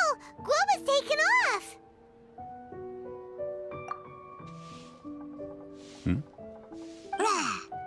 Oh, it's you. Hello there, old friend. Oh, bless my soul. Are you out for a stroll as well? Given the season, it felt fitting to take a leisurely walk while the meal is being prepared. Quite right. And it also gave us the chance to run into you. Guoba may not recognize you, but as ever, he seems quite delighted to see you. So, Guoba doesn't remember anything, but can still feel when something's familiar? Friendship will always withstand the ravages of time. Traveler, what do you think of the name of this festival? Moonchase. The moon is a carrier of countless emotions. So many things only seem to surface as we gaze up beneath its poignant glow. Wherever the moonlight shines, the heart is wont to follow. Fond memories of those no longer with us. Debts of gratitude to old friends. The meaning of ages past and gone. All wrapped up in the city that has existed for so many moons to date. All these things and more. They are why people chase the moon. In old age, the sight of many things puts one in a wistful mood. But children are always a beautiful sight to see. Such exuberant life force. It seems to well up from deep within the land itself. A land that has been in existence for so many millennia, and yet one that still dazzles today. Traveler, this Moonchase festival has been all the more entertaining with you here to witness it. Now, let's have Xiangling brew us a nice pot of tea. We shall drink and chat at our leisure.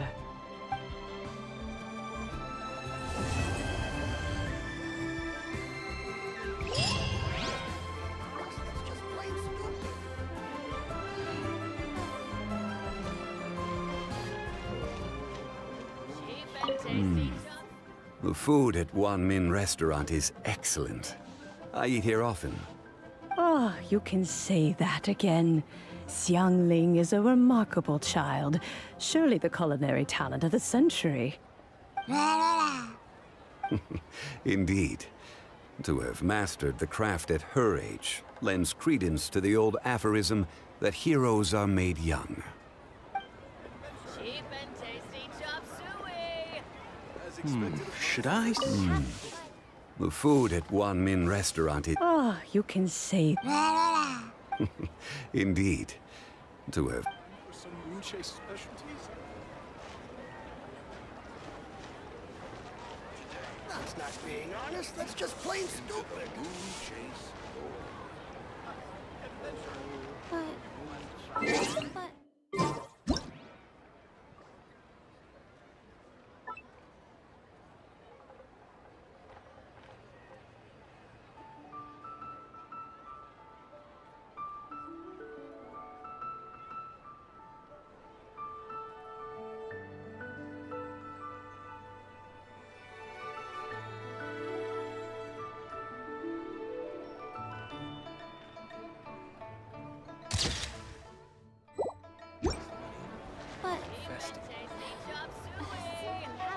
the winning dish of this year's Masterful Chapter.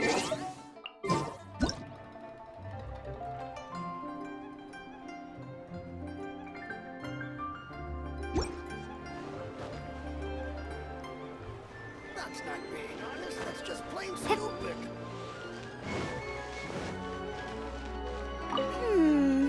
Everyone's here to eat. What should I cook? Let me think.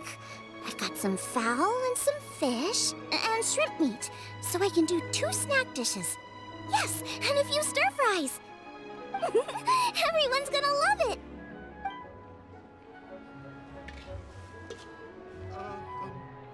Is it time for some Moonchase specialties?